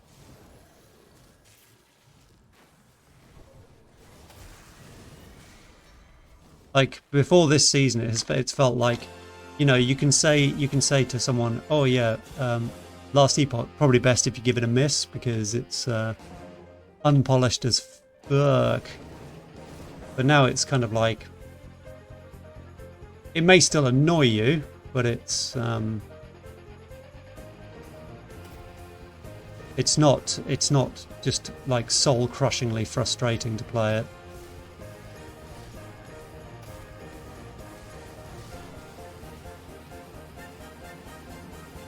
Because we're hardcore. No. You can't dismiss it like that. Because the frustrating things about Last Epoch stem far, far beyond anything gameplay. The UI in 1.0 was atrocious. Like, you know, that doesn't make a difference whether you're playing hardcore or softcore. Like everyone will experience that, and you cannot avoid it, and it's awful. Whoop! Hello. Calm down, fellas. Okay, I got actually. Whoa! Got another unstoppable here. Hadn't twigged that until too late.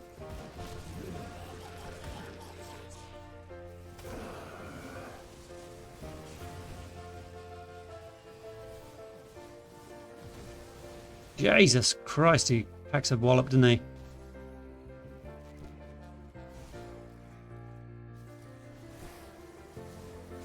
Classic Grim Dawn health bar scaling, though. It's makes you think that you've taken a far bigger hit than you actually have.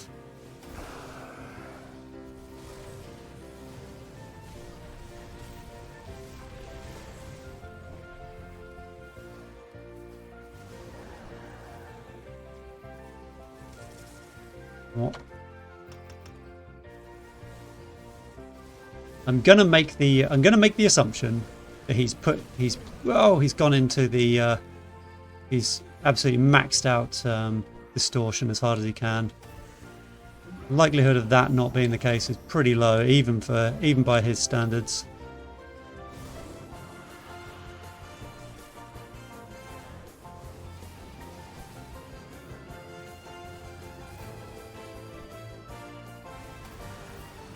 Jesus, come on.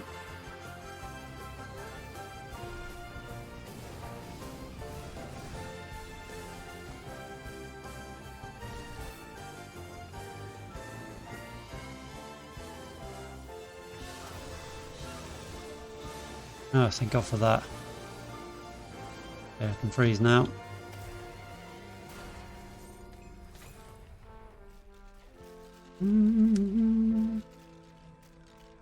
Another way to skip campaign. I mean, they pretend like they've got a good way to do it.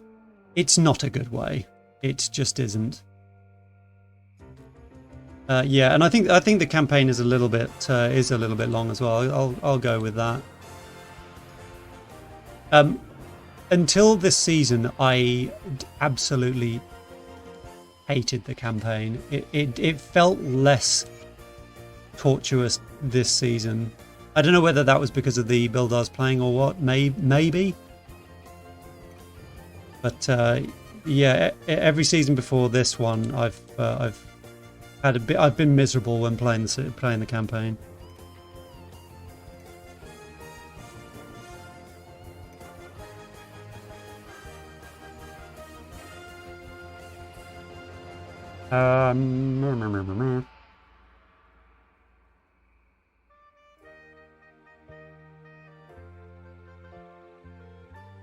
Well, the armor's a lot more on this. I'm going to plonk that on, and I'm going to pretend like that's what I'm going to do. Armor's a lot more on this too, and there's health. So I'm going to slap that on as well.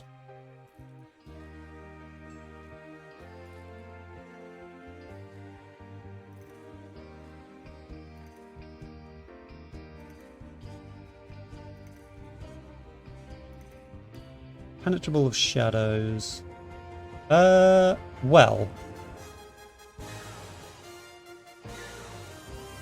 There is a case to be made for this, but I'm not gonna. The harmonious with the energy regen is actually going to be kind of handy. I think I'll stick with that.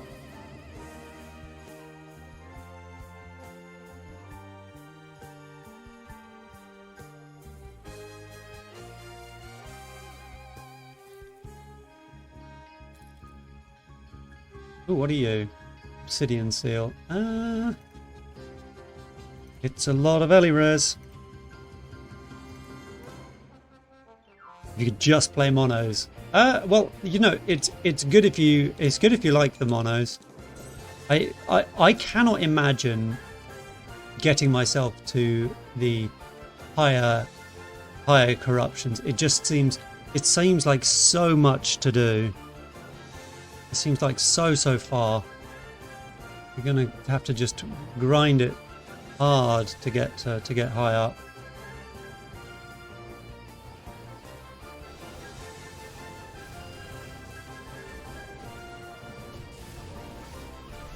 And I'm just like, I also get sort of. I've never loved my builds. Like, I always feel they aren't what I want to make. They're just close-ish to it. I don't feel freed by the game to make what I want to make, and it makes me sad.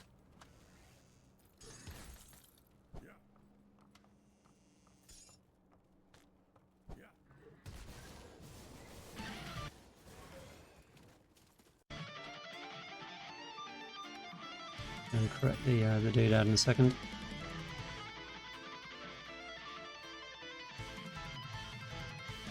High skills attunement.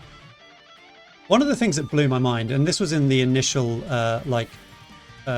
review notes document that I made in 1.0, it's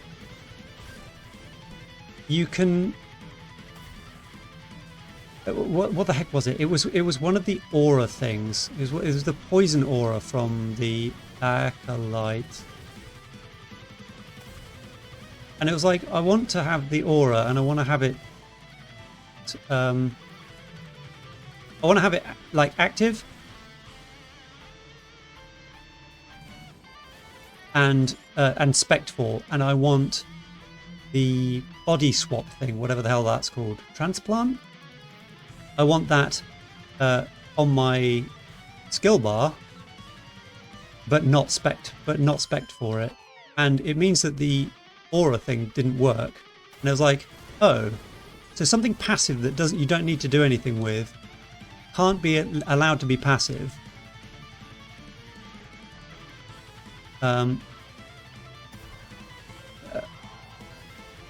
If you don't have it selected as a skill, it's like this is insane, right?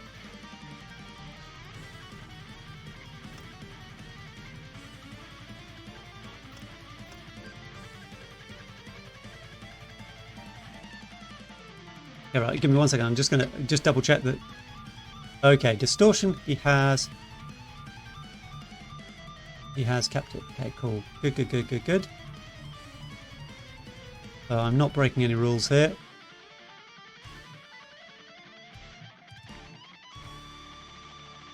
May as well keep going. I'm so going to be just permanently out of mana though.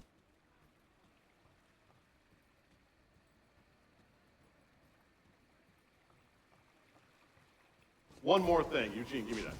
If I ever find one of these lying around again, I swear to fucking God, I will stop being so polite. Get the fuck out of my sight before I demolish you.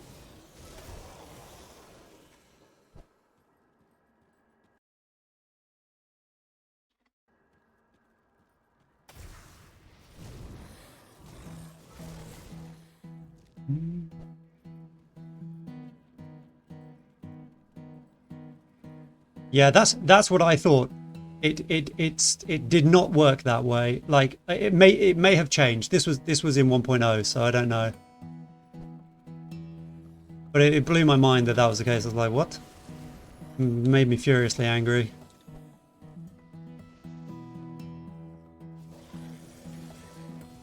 But it all felt like in 1.0 it felt all held together with spit and sellotape.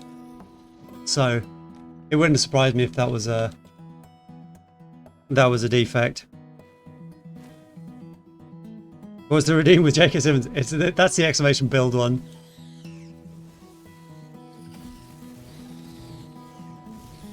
There isn't a points redeem for it. At least not right now.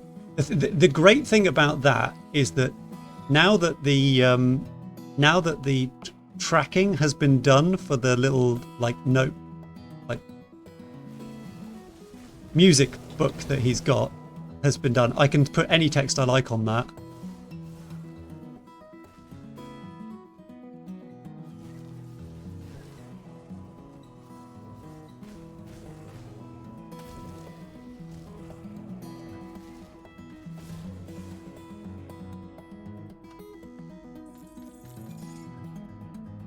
Nope.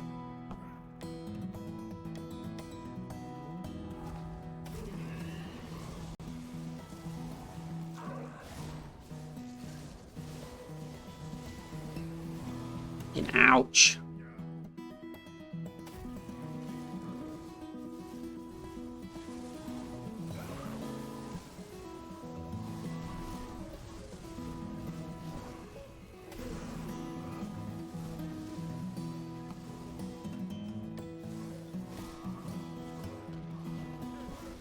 No, come on, out you go. Now, why the fuck could I not evade there? Like, I pressed it fucking 5 times.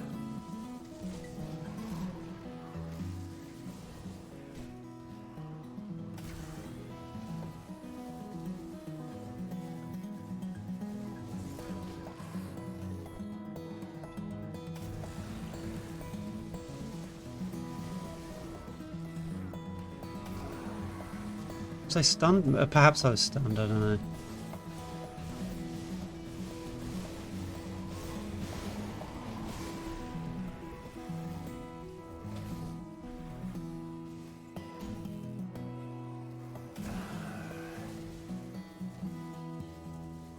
Daleks.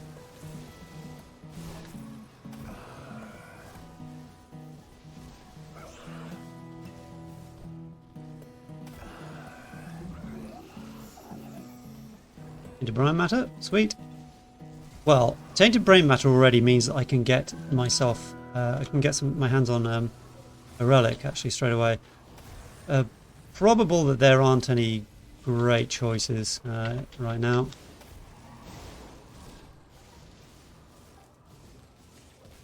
Oh, thank fuck for that. Holy shit. Strenuous.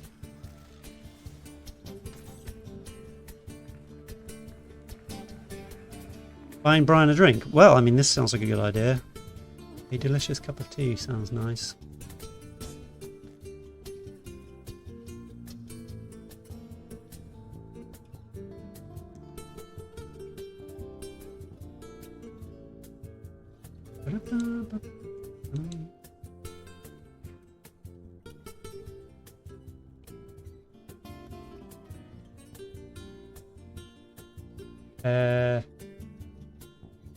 What was the other offhand that oh, it was this on here, wasn't it? Oh shit, that was... Oh my god, I'm so stupid sometimes. Okay, well, this has casting speed on it, actually.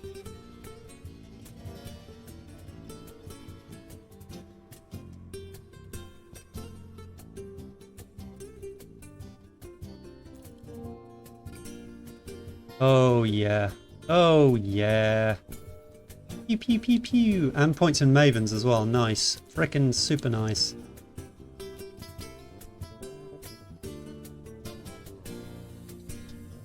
I am gonna take this.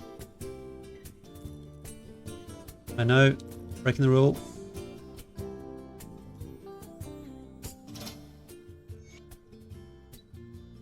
Two, 2, 4.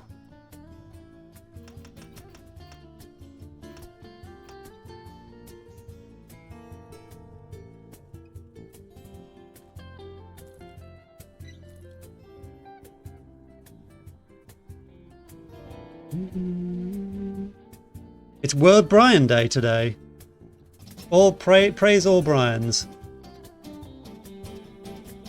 Okay, right.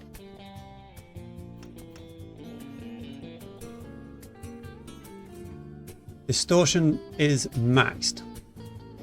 Anetti's has become its true self now.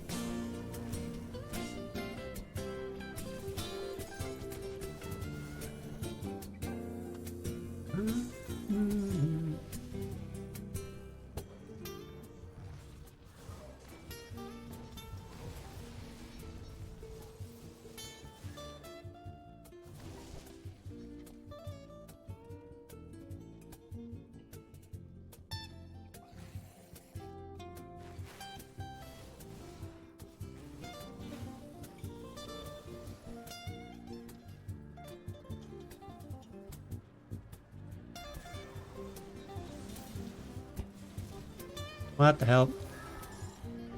Does the distortion resistance shred? Is that just elemental actually, or is that all? Need the ether converted, right? You need the you want the Wendigo medal, whichever one it is. Wendigo Eye.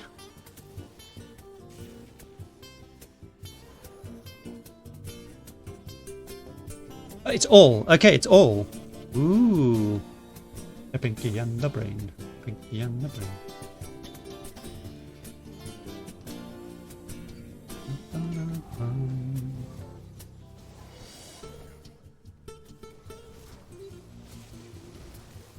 Ugh, missing.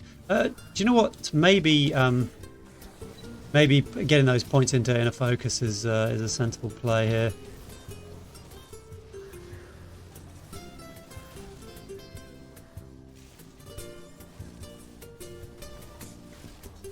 Because he doesn't put any more points into if he doesn't put any more points into overload, which is insane. Inner focus is the next best thing, right? This annihilates the Jillius ribbon. Poison res as well. Yum yum yum. What does it actually do to my OA? 638. I lose 18 OA there. But I get the poison res, so yum yum yum yum yum. And I also have a devote point to spend.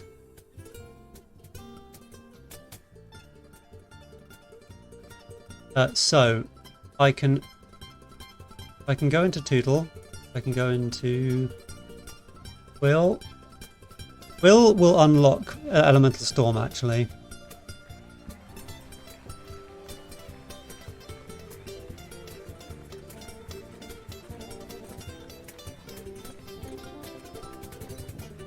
Wait a second, I'm just gonna read that. Which were we talking about there?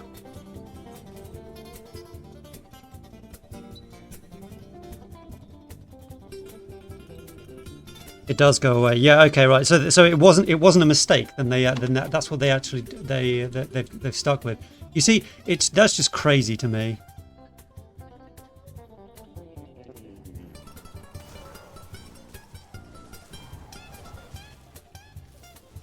It wouldn't have surprised me if it was an oversight, but yeah, if they haven't changed that, that's just so weird. It's so weird.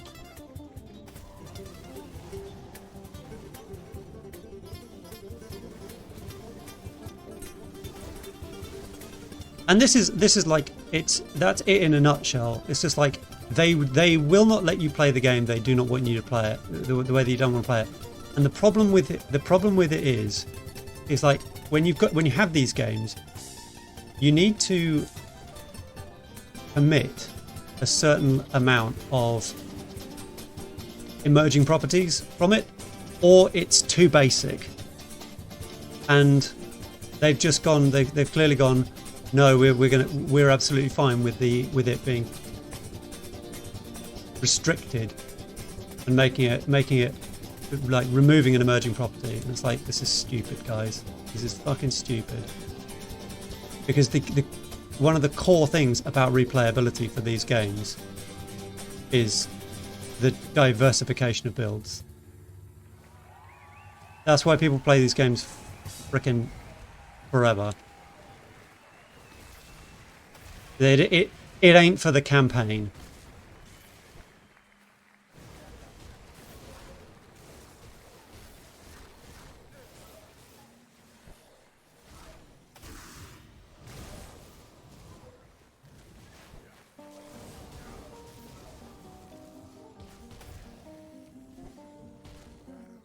D4 has the most. Yeah, I am sure. There will be the pre-approved builds will be data mined out of the PTR before it's live, and you'll just be able to Google it on day one and instantly clear whatever content they have in D4. Do they have content in D4? Pretty sure that they do.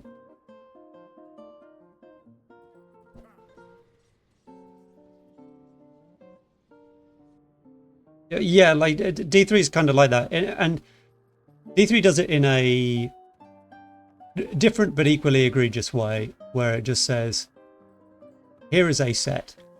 The set multiplies your power by 4 quadrillion. Okay.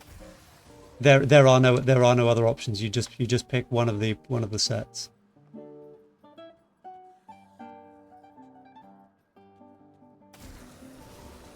And really, like, Last Epoch's gear has that as a major problem as well. It's just like all of the gear seems like a bit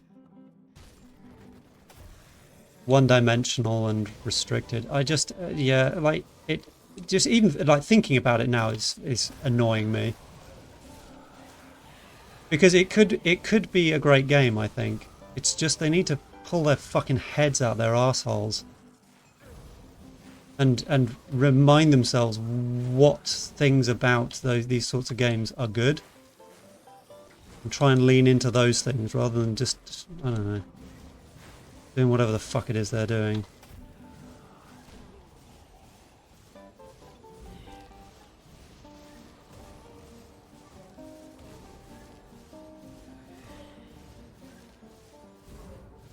The runes, well, yeah, the runes is what gave the builds diversity, I guess. But then the gearing in D3, correct me if I'm wrong, was like you could change the type of damage you were doing, and most of the gear didn't care what damage type you were doing, right? I'd need to go and frickin' reinstall D3 to remind myself exactly how it all worked, because it's been a long time since I played it. I think BattleNet came off my machine in about 2020, so it's been some time. Don't bother. I mean, let's face it, I wasn't gonna. I'm still mad at Blizzard, so I don't anticipate that to sort of stop, maybe ever.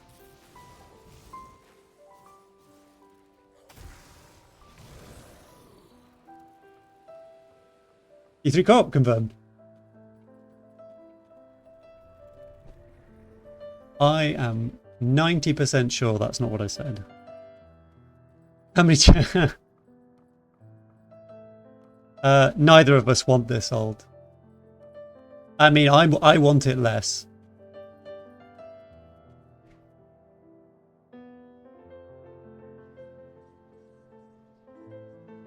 Okay, right. Oh, fuck's sake, I could have just put it in. Right. What do? So I said points into inner focus, right? So he doesn't stack inner focus. I know for a fact he stops short of. Oh no, he does go 12 points inner focus. Okay, what was I thinking about then? Oh, okay, well I don't know for a fact then. What an idiot. No, okay.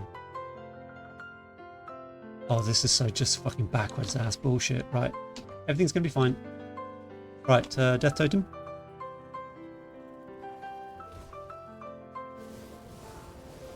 You got suckered by D4. Yeah, I mean, you won't be alone.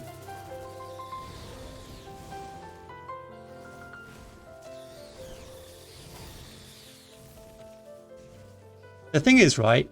It's okay that you got bitten by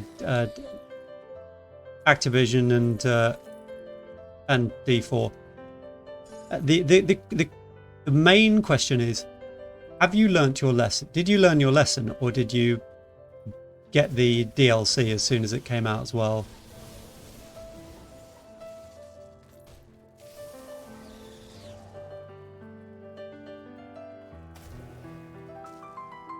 Actually, no.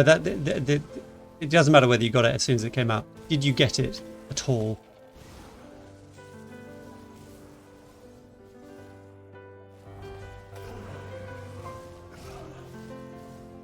Because if you still bought the DLC, despite having been like ripped off for the base game, then it's like you can't afford to live your life spending that long learning lessons. Society can't fucking function that way.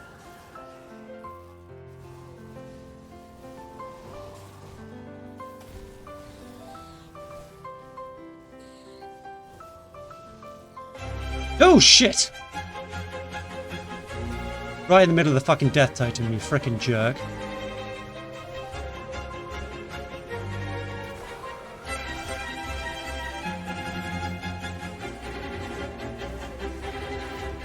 Oh, that was you, Telly. You frickin' monster! Is there fucking unstoppable in there again? There fucking is. Oh my god. No wonder this is giving me an absolute fucking... You frickin' prickin'.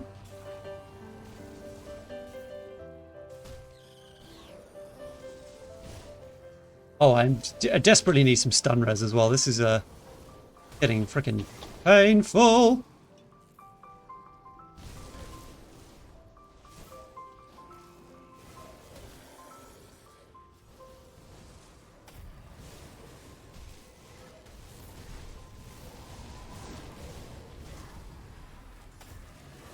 Okay, right, well, it's possible the unstoppable one is dead. Probably is. Okay, cool. Oh, you played it for 30 minutes. Oh, okay, yeah, fair enough.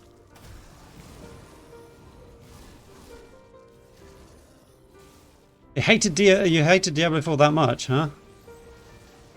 I know that when it first came out, it wasn't well received.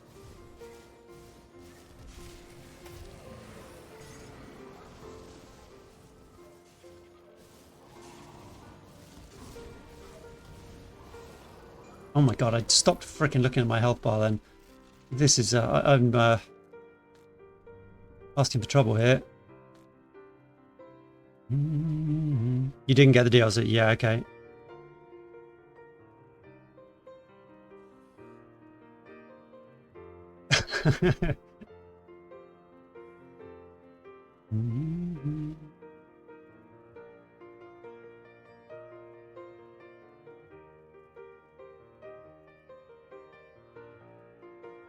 The story was great, but the game was shit. What I liked most about about Diablo 4 was or has been the cinematics. I mean, this probably comes as not much of a surprise because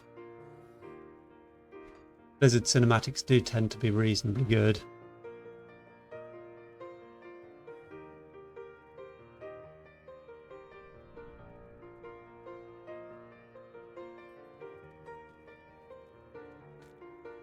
That was the best. The best bit about Diablo 3 was the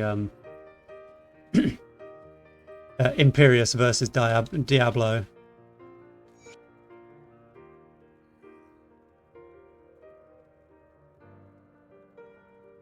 Did I get anything that gave me a big fat chubby?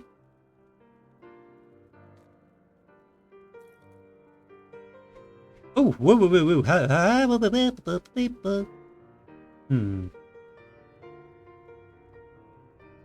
Probably actually might actually be less health, but it's armor and it's got pierce res on it as well. Actually,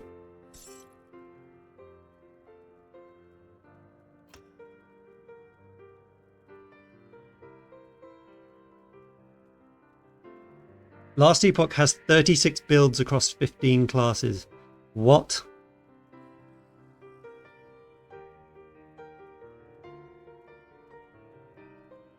Yeah. Like, see,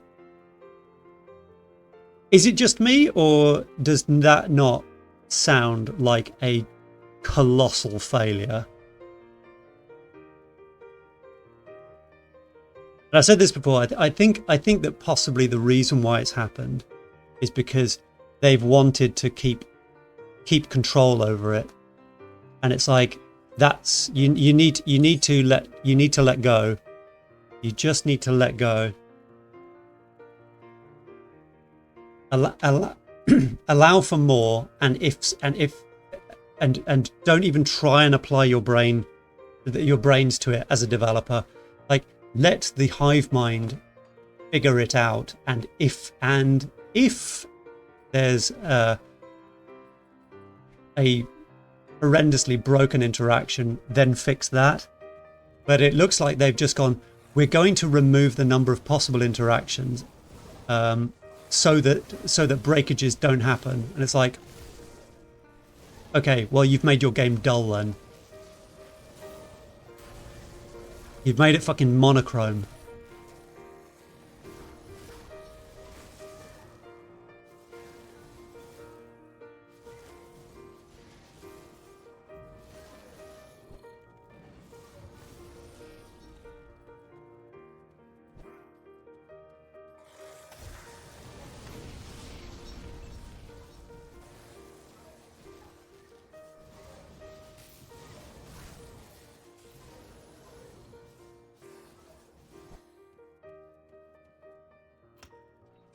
Okay. Yeah, keep going into inner focus then. Get the OA somehow.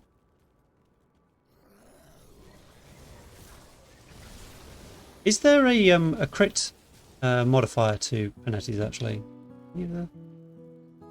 Yes, supercharged. Sweet.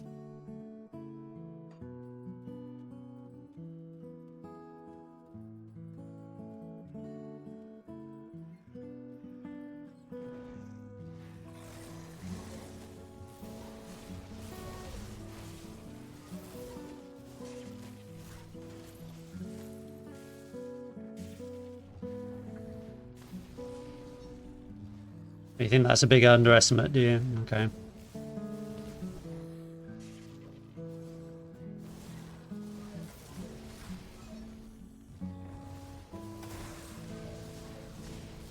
I mean, the two builds that I played Tombs of the Erased with, the one that I wanted to work most was Gathering Storm plus Summon Wolf, and basically have my wolves howling non-stop, and every howl triggering Stormbolt twice. And it seemed like doable, but it didn't. You know, it was all right. And then I also for one of them I went for Upheaval in place of Summon Wolf. So Gathering Storm, Upheaval, and Leap Slam, whatever it's called.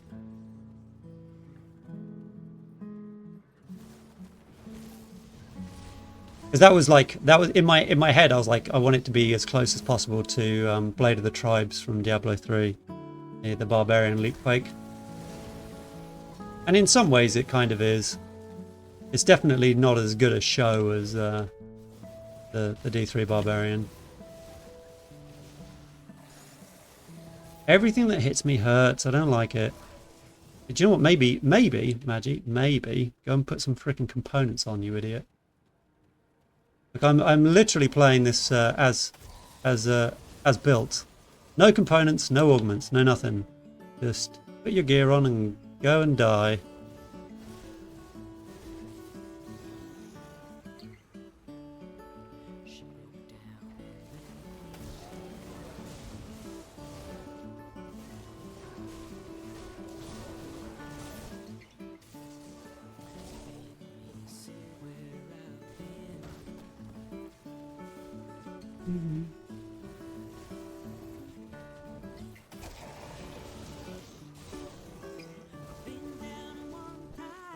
I don't know what corruption level my guy got to. If not 100, then close to it. I'd have to go and have a look.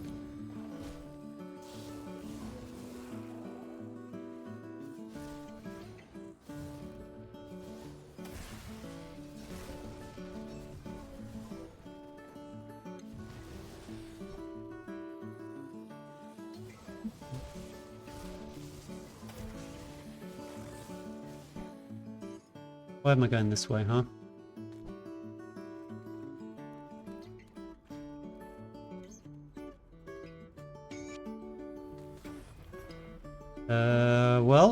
No.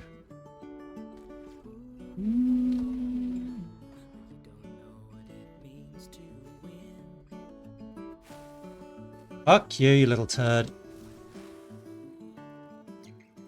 Right, you're gonna be a prick like that.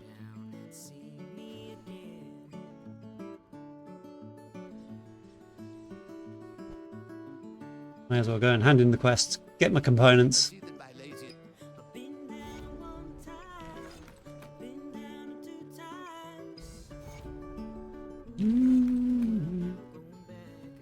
What do you want?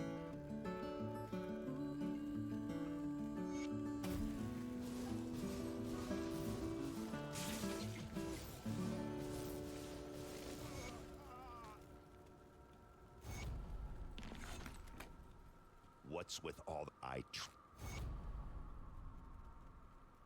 Slow res and CC res count. Not directly old. That's a tangential part of the nuance making decision to override the rule. It's the rule is meant for sort of like quick initial decision making, right? Right.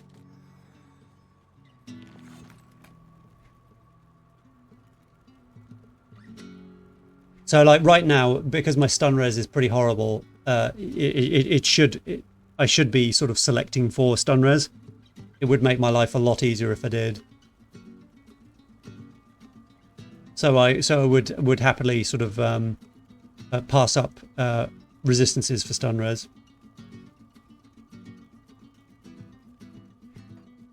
Rule schmool.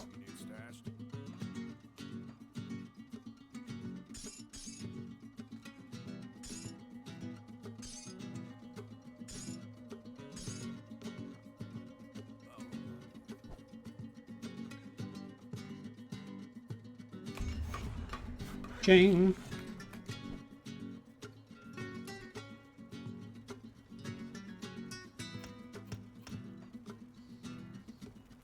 I'll give you a good price for what I've got left.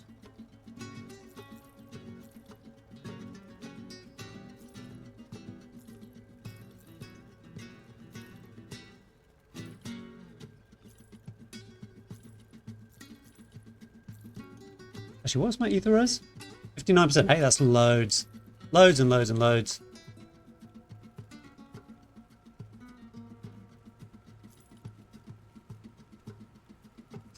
Casting speed. Probably pass on that though.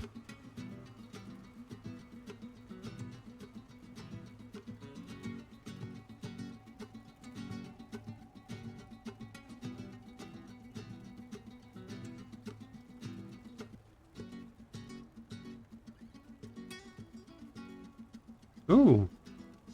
Is there a good class for a returning player? This is I'm going to answer it sort of like somewhat unhelpfully.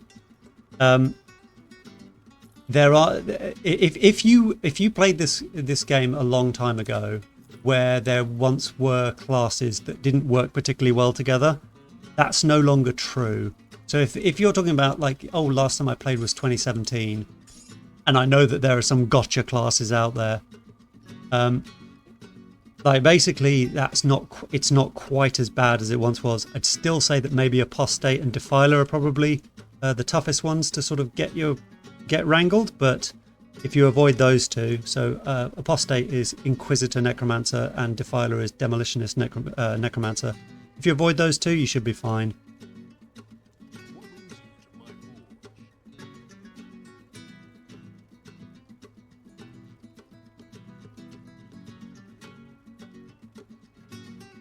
Do you know what? The actually Equilibrium's not really not bad because the confused doesn't matter, right?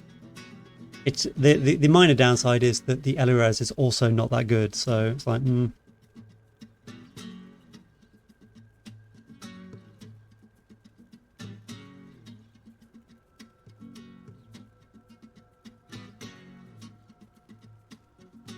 Yeah, that's a fair enough definition, to be honest, Sunnif.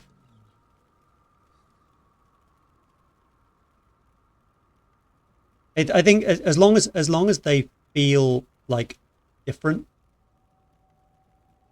then they are different, you know.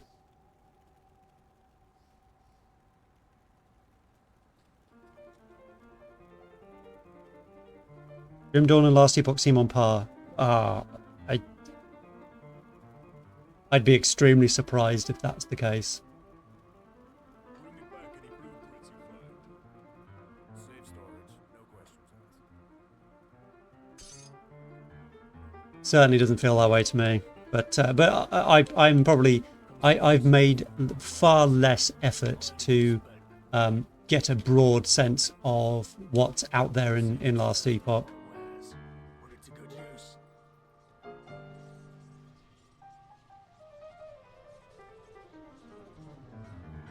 Did I spend my... No, I didn't. Okay, right. So, what do?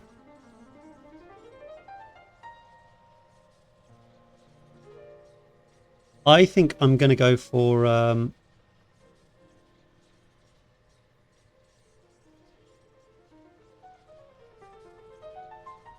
I think I'm going to go for Tootle. Got armor on it. It's got armor, it's got health.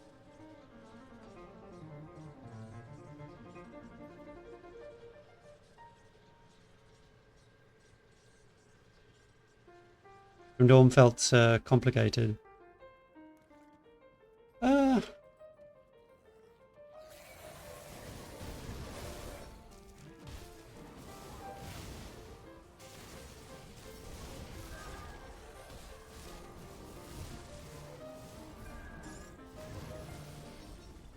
I doubt that they are particularly different in terms of like complexity, like mechanics wise. I don't think that they are.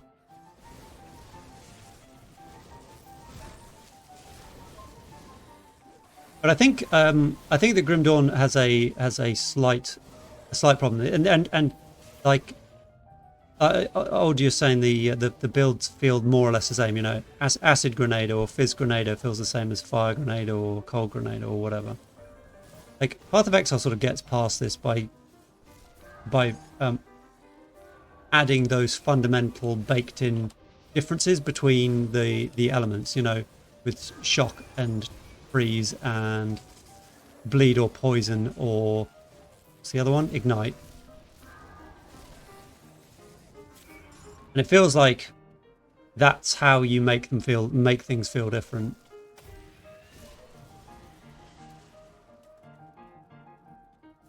But Grim Dawn doesn't like CC on monsters, so yeah.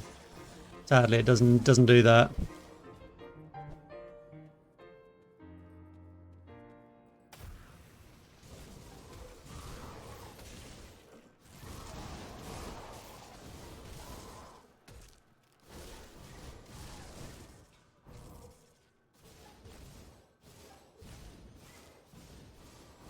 It's backwards resistance, isn't? Oh, well, I've always assumed that that Last Epoch resistance is essentially the same as Grim Dawn resistance, but I don't think Grim Dawn's resistance system is particularly bad.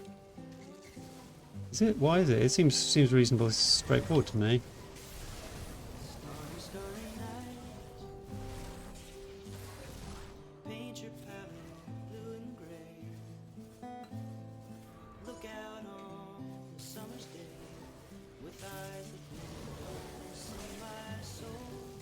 So one of the things that I don't like about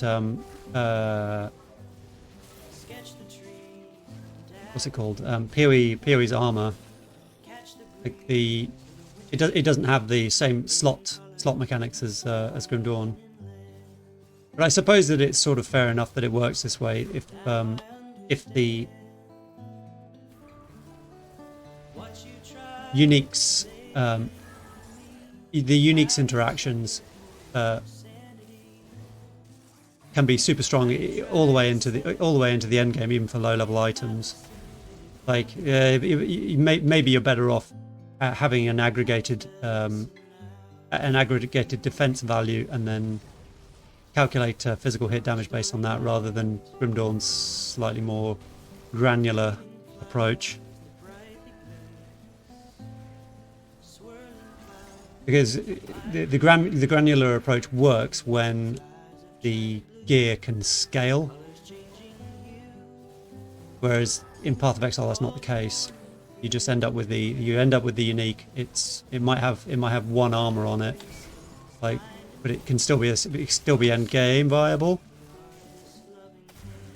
Whereas in Grim Dawn that would be a death sentence probably.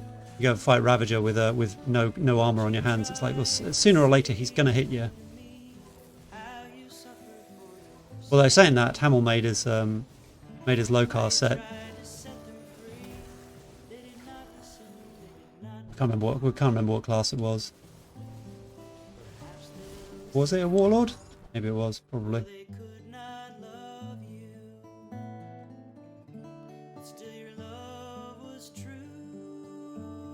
Resistance penetration systems are weird. Yes, or at least it's not necessarily that they're weird, it's just that they're super unclear. Like, why would you make the assumption that it works the way that it does? Maybe that's what weird means, I guess.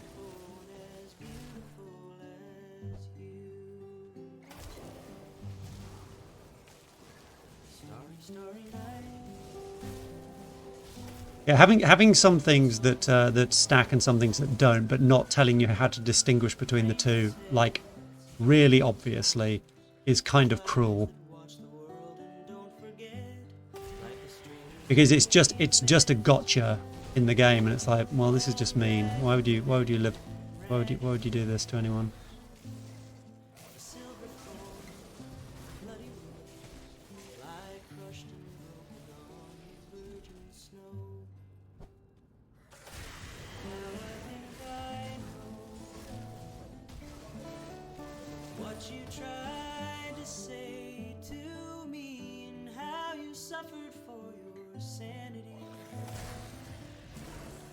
But so my question would be is like, is it obvious like how it works?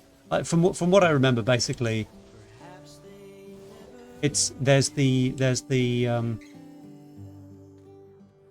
percent resistances you get for each damage type, right?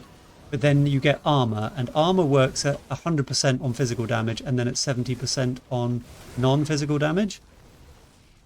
And is there anything more to it than that? I can't remember.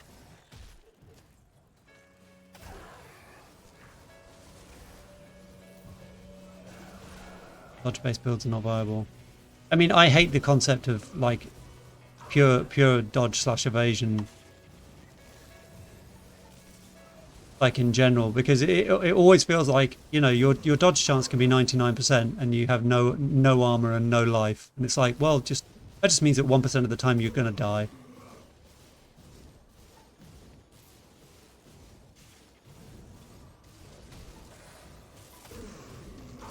And that just seems dumb to me.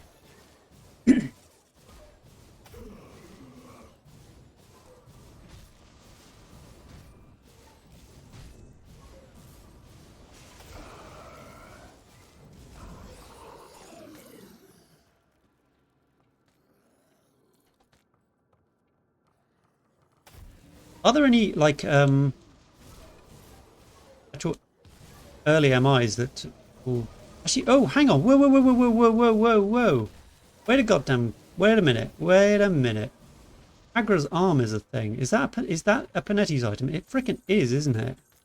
Have I been a complete frickin' Egypt? Oh, I bet I have. Is Hagra's arm going to be too powerful for a Sinitar G build? That's the question.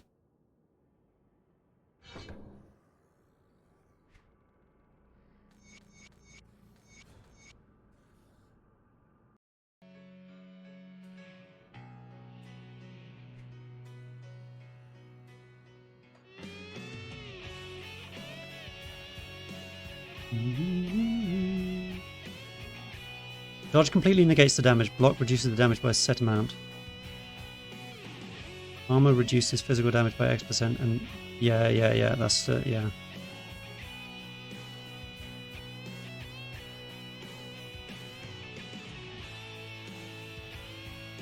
Is there not a block recovery mechanic in there? So you can only block X, you know, X times a second. There is. So block at least has that as a drawback.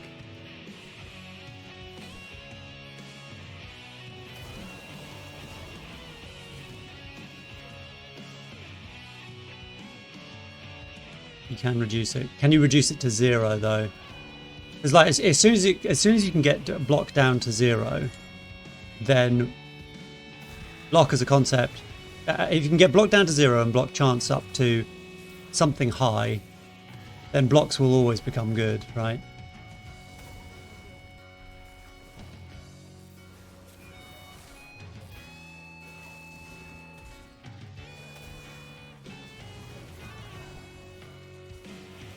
Oh, for God's sake.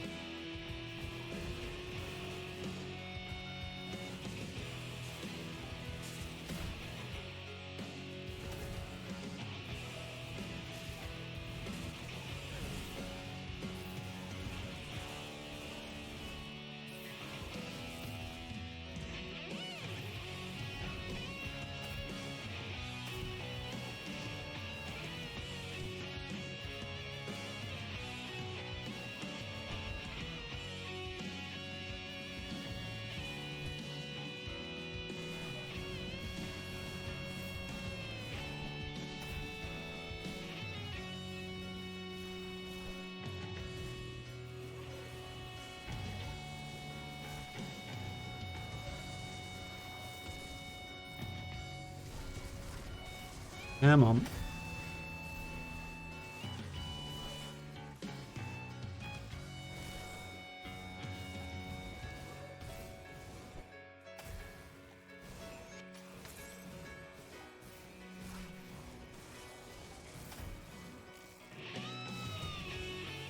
My block is pretty bad in Grim Dawn.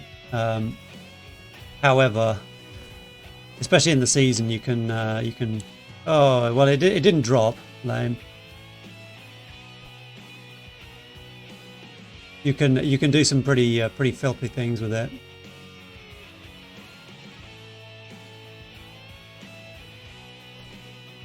If your stability is high enough, then there's. Oh shit! Oh my god! Oh, you almost fucking killed me there. I thought that this pathway was all fucking empty. Apparently not. Whoops. Of course, because I ran down on the other side of the wall, didn't I? Whoops, whoops, whoops.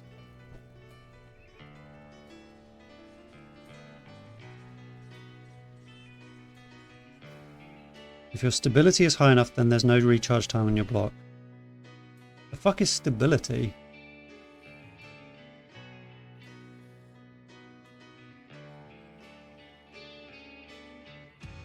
You have a massive block stability. You don't need a lot of block.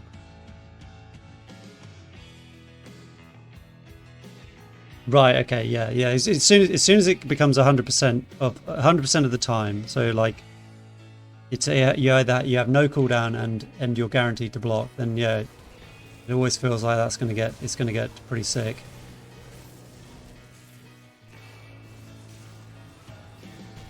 Does it work on spells as well then? Presumably.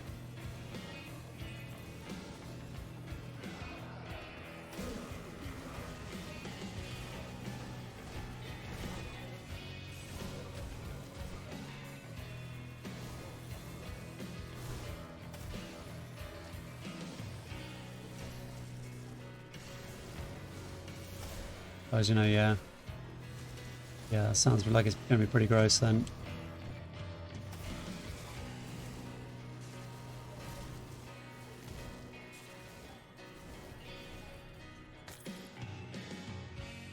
Oh, nope.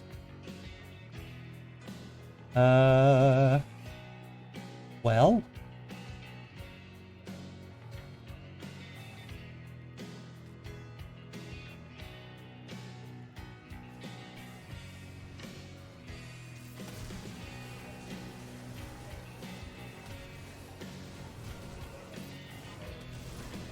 Sake. Yeah.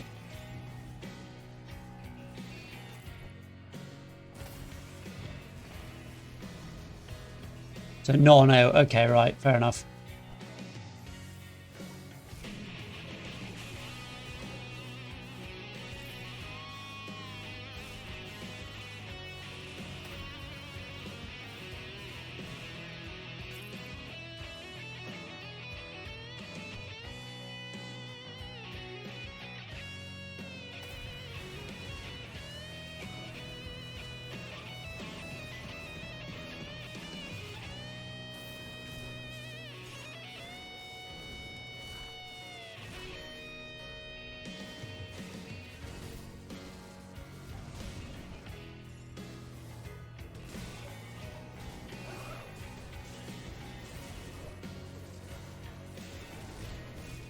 Yeah. Oh crap! Do you know what I forgot to do? Oh my god, I'm so dumb.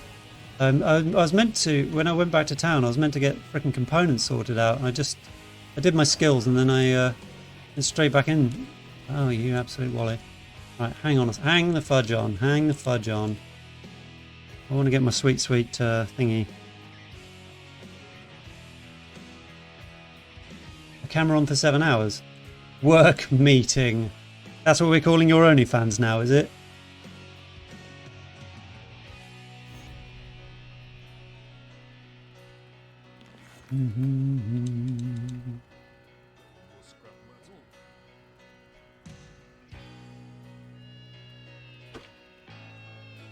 Oh man, I can only make one. Okay, right, Bristlizzle Fizzles. Grab one of those. I'm going to assume I can buy one. No? There you go. Zam.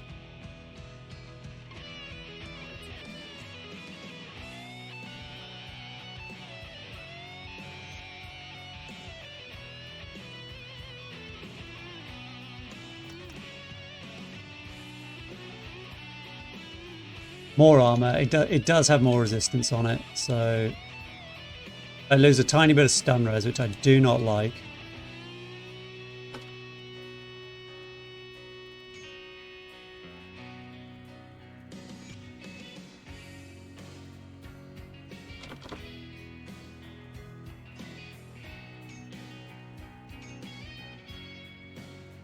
Okay, where is it? There we go.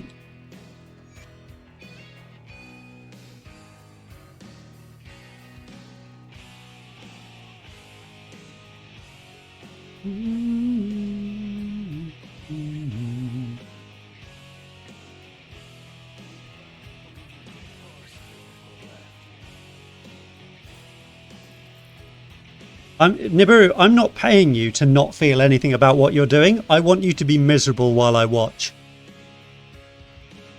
Or it just doesn't work.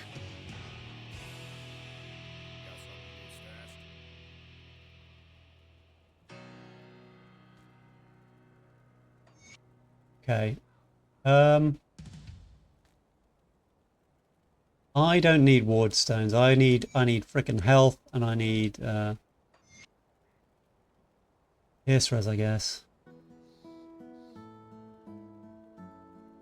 Is there any good option I can make for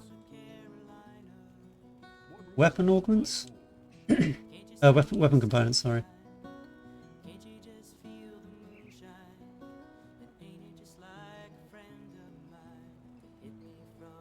Enchanted flint and cold stone, right? Just give yourself the big percent auras.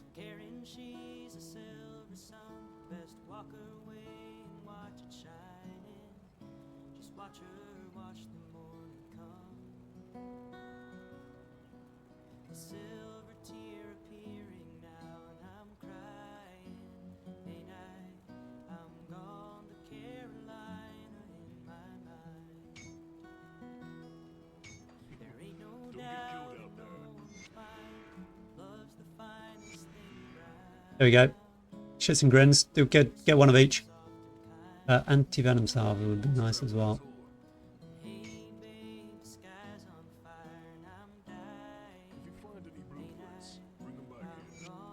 Oh, right. You're going down now, Mr. Warden.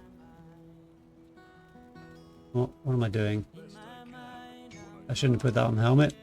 I'm stupid. There we go.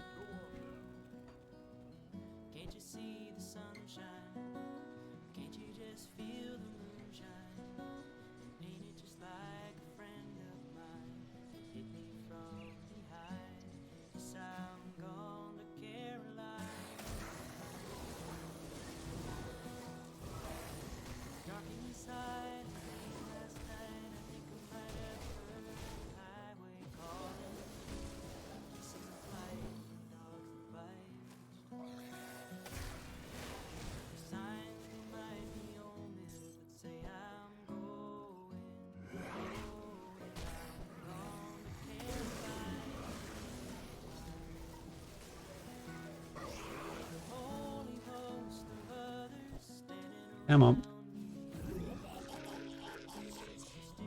It's going to take frickin' forever to kill, isn't he? Ugh, Bleak.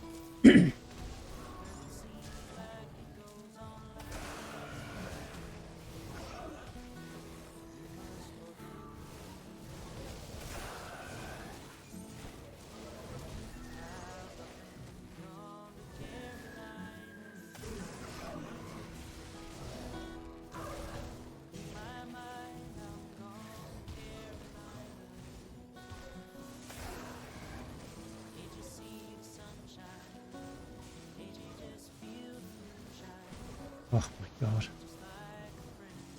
Why would you ever play Panetti's?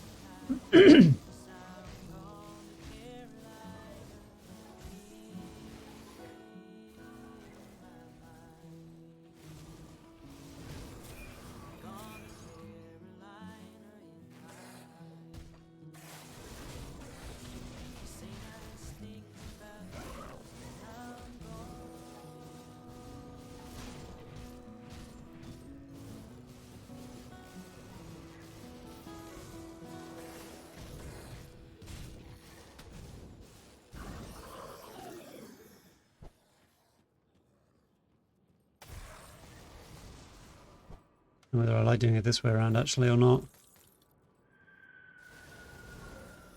I'll get used to it. I'll get used to it, it's fine.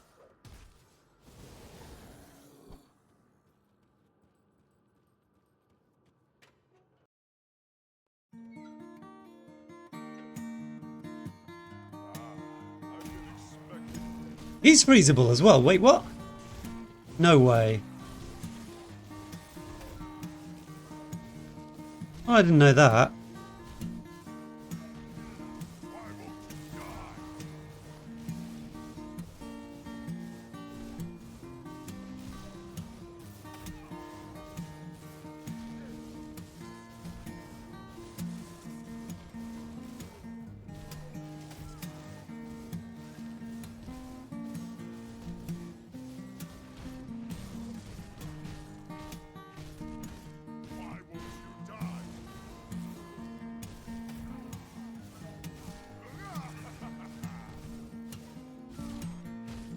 Yeah, it's freaking miserable for mana.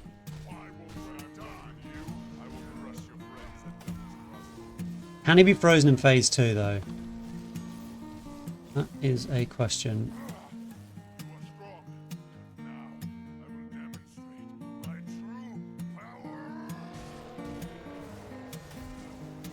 No.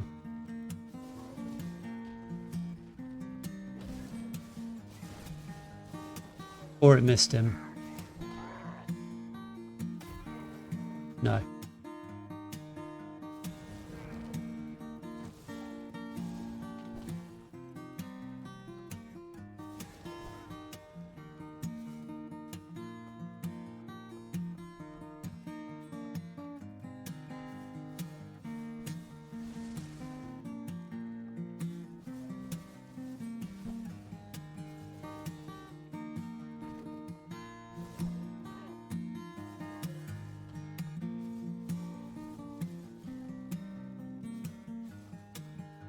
You don't need ether res for Warden.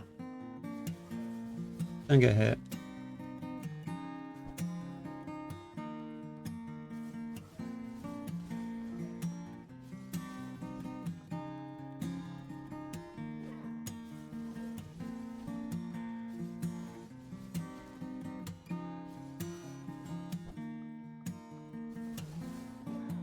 Oh, it's going to take so long to kill him.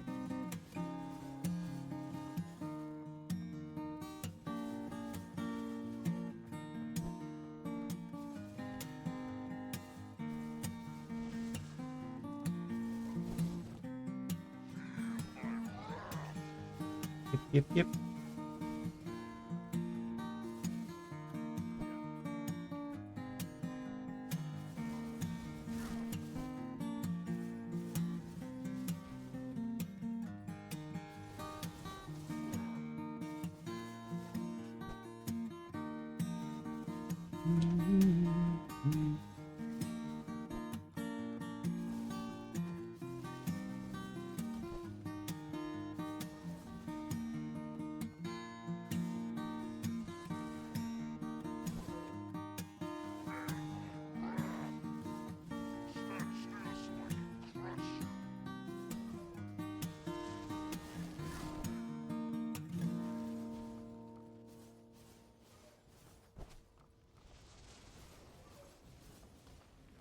just doesn't hit for anything, does it? It's a joke. It's a total freaking joke.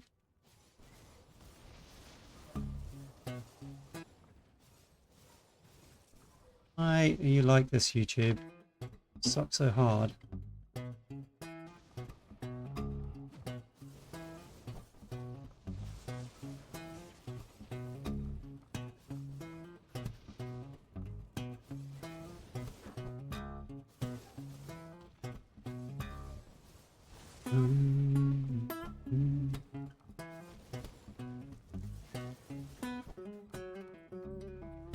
Ah, come on.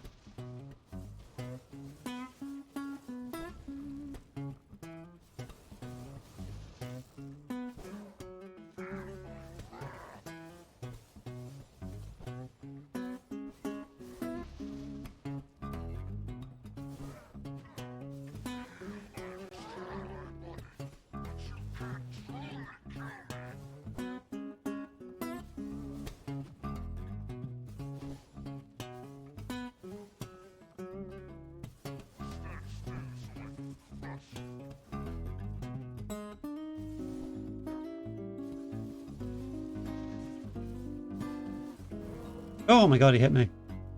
I move.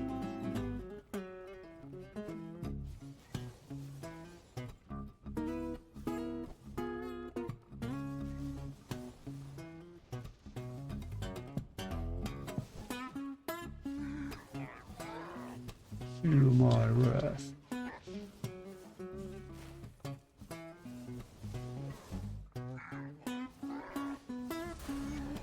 Hooray! It's over.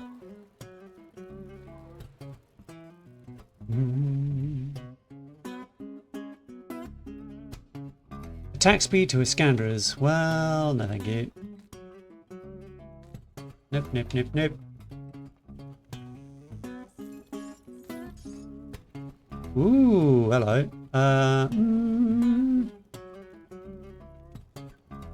Well, OA, they've got a lot of physique on them as well.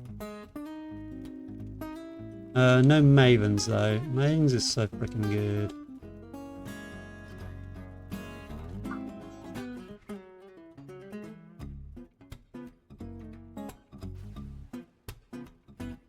So there you go, Act 1 complete. I wouldn't say that I've adhered precisely to what he recommends doing, because basically it sounds like at the beginning he just says just put points into Panetti's and Iskandras and into Electra's flash freeze. So imagine there's all those 10 points plus those 12 and 4 and 1. They probably do fill up those. So I would have started moving up towards distortion, but I cannot imagine having done it without this. Just going for distortion first is like infinitely a better idea.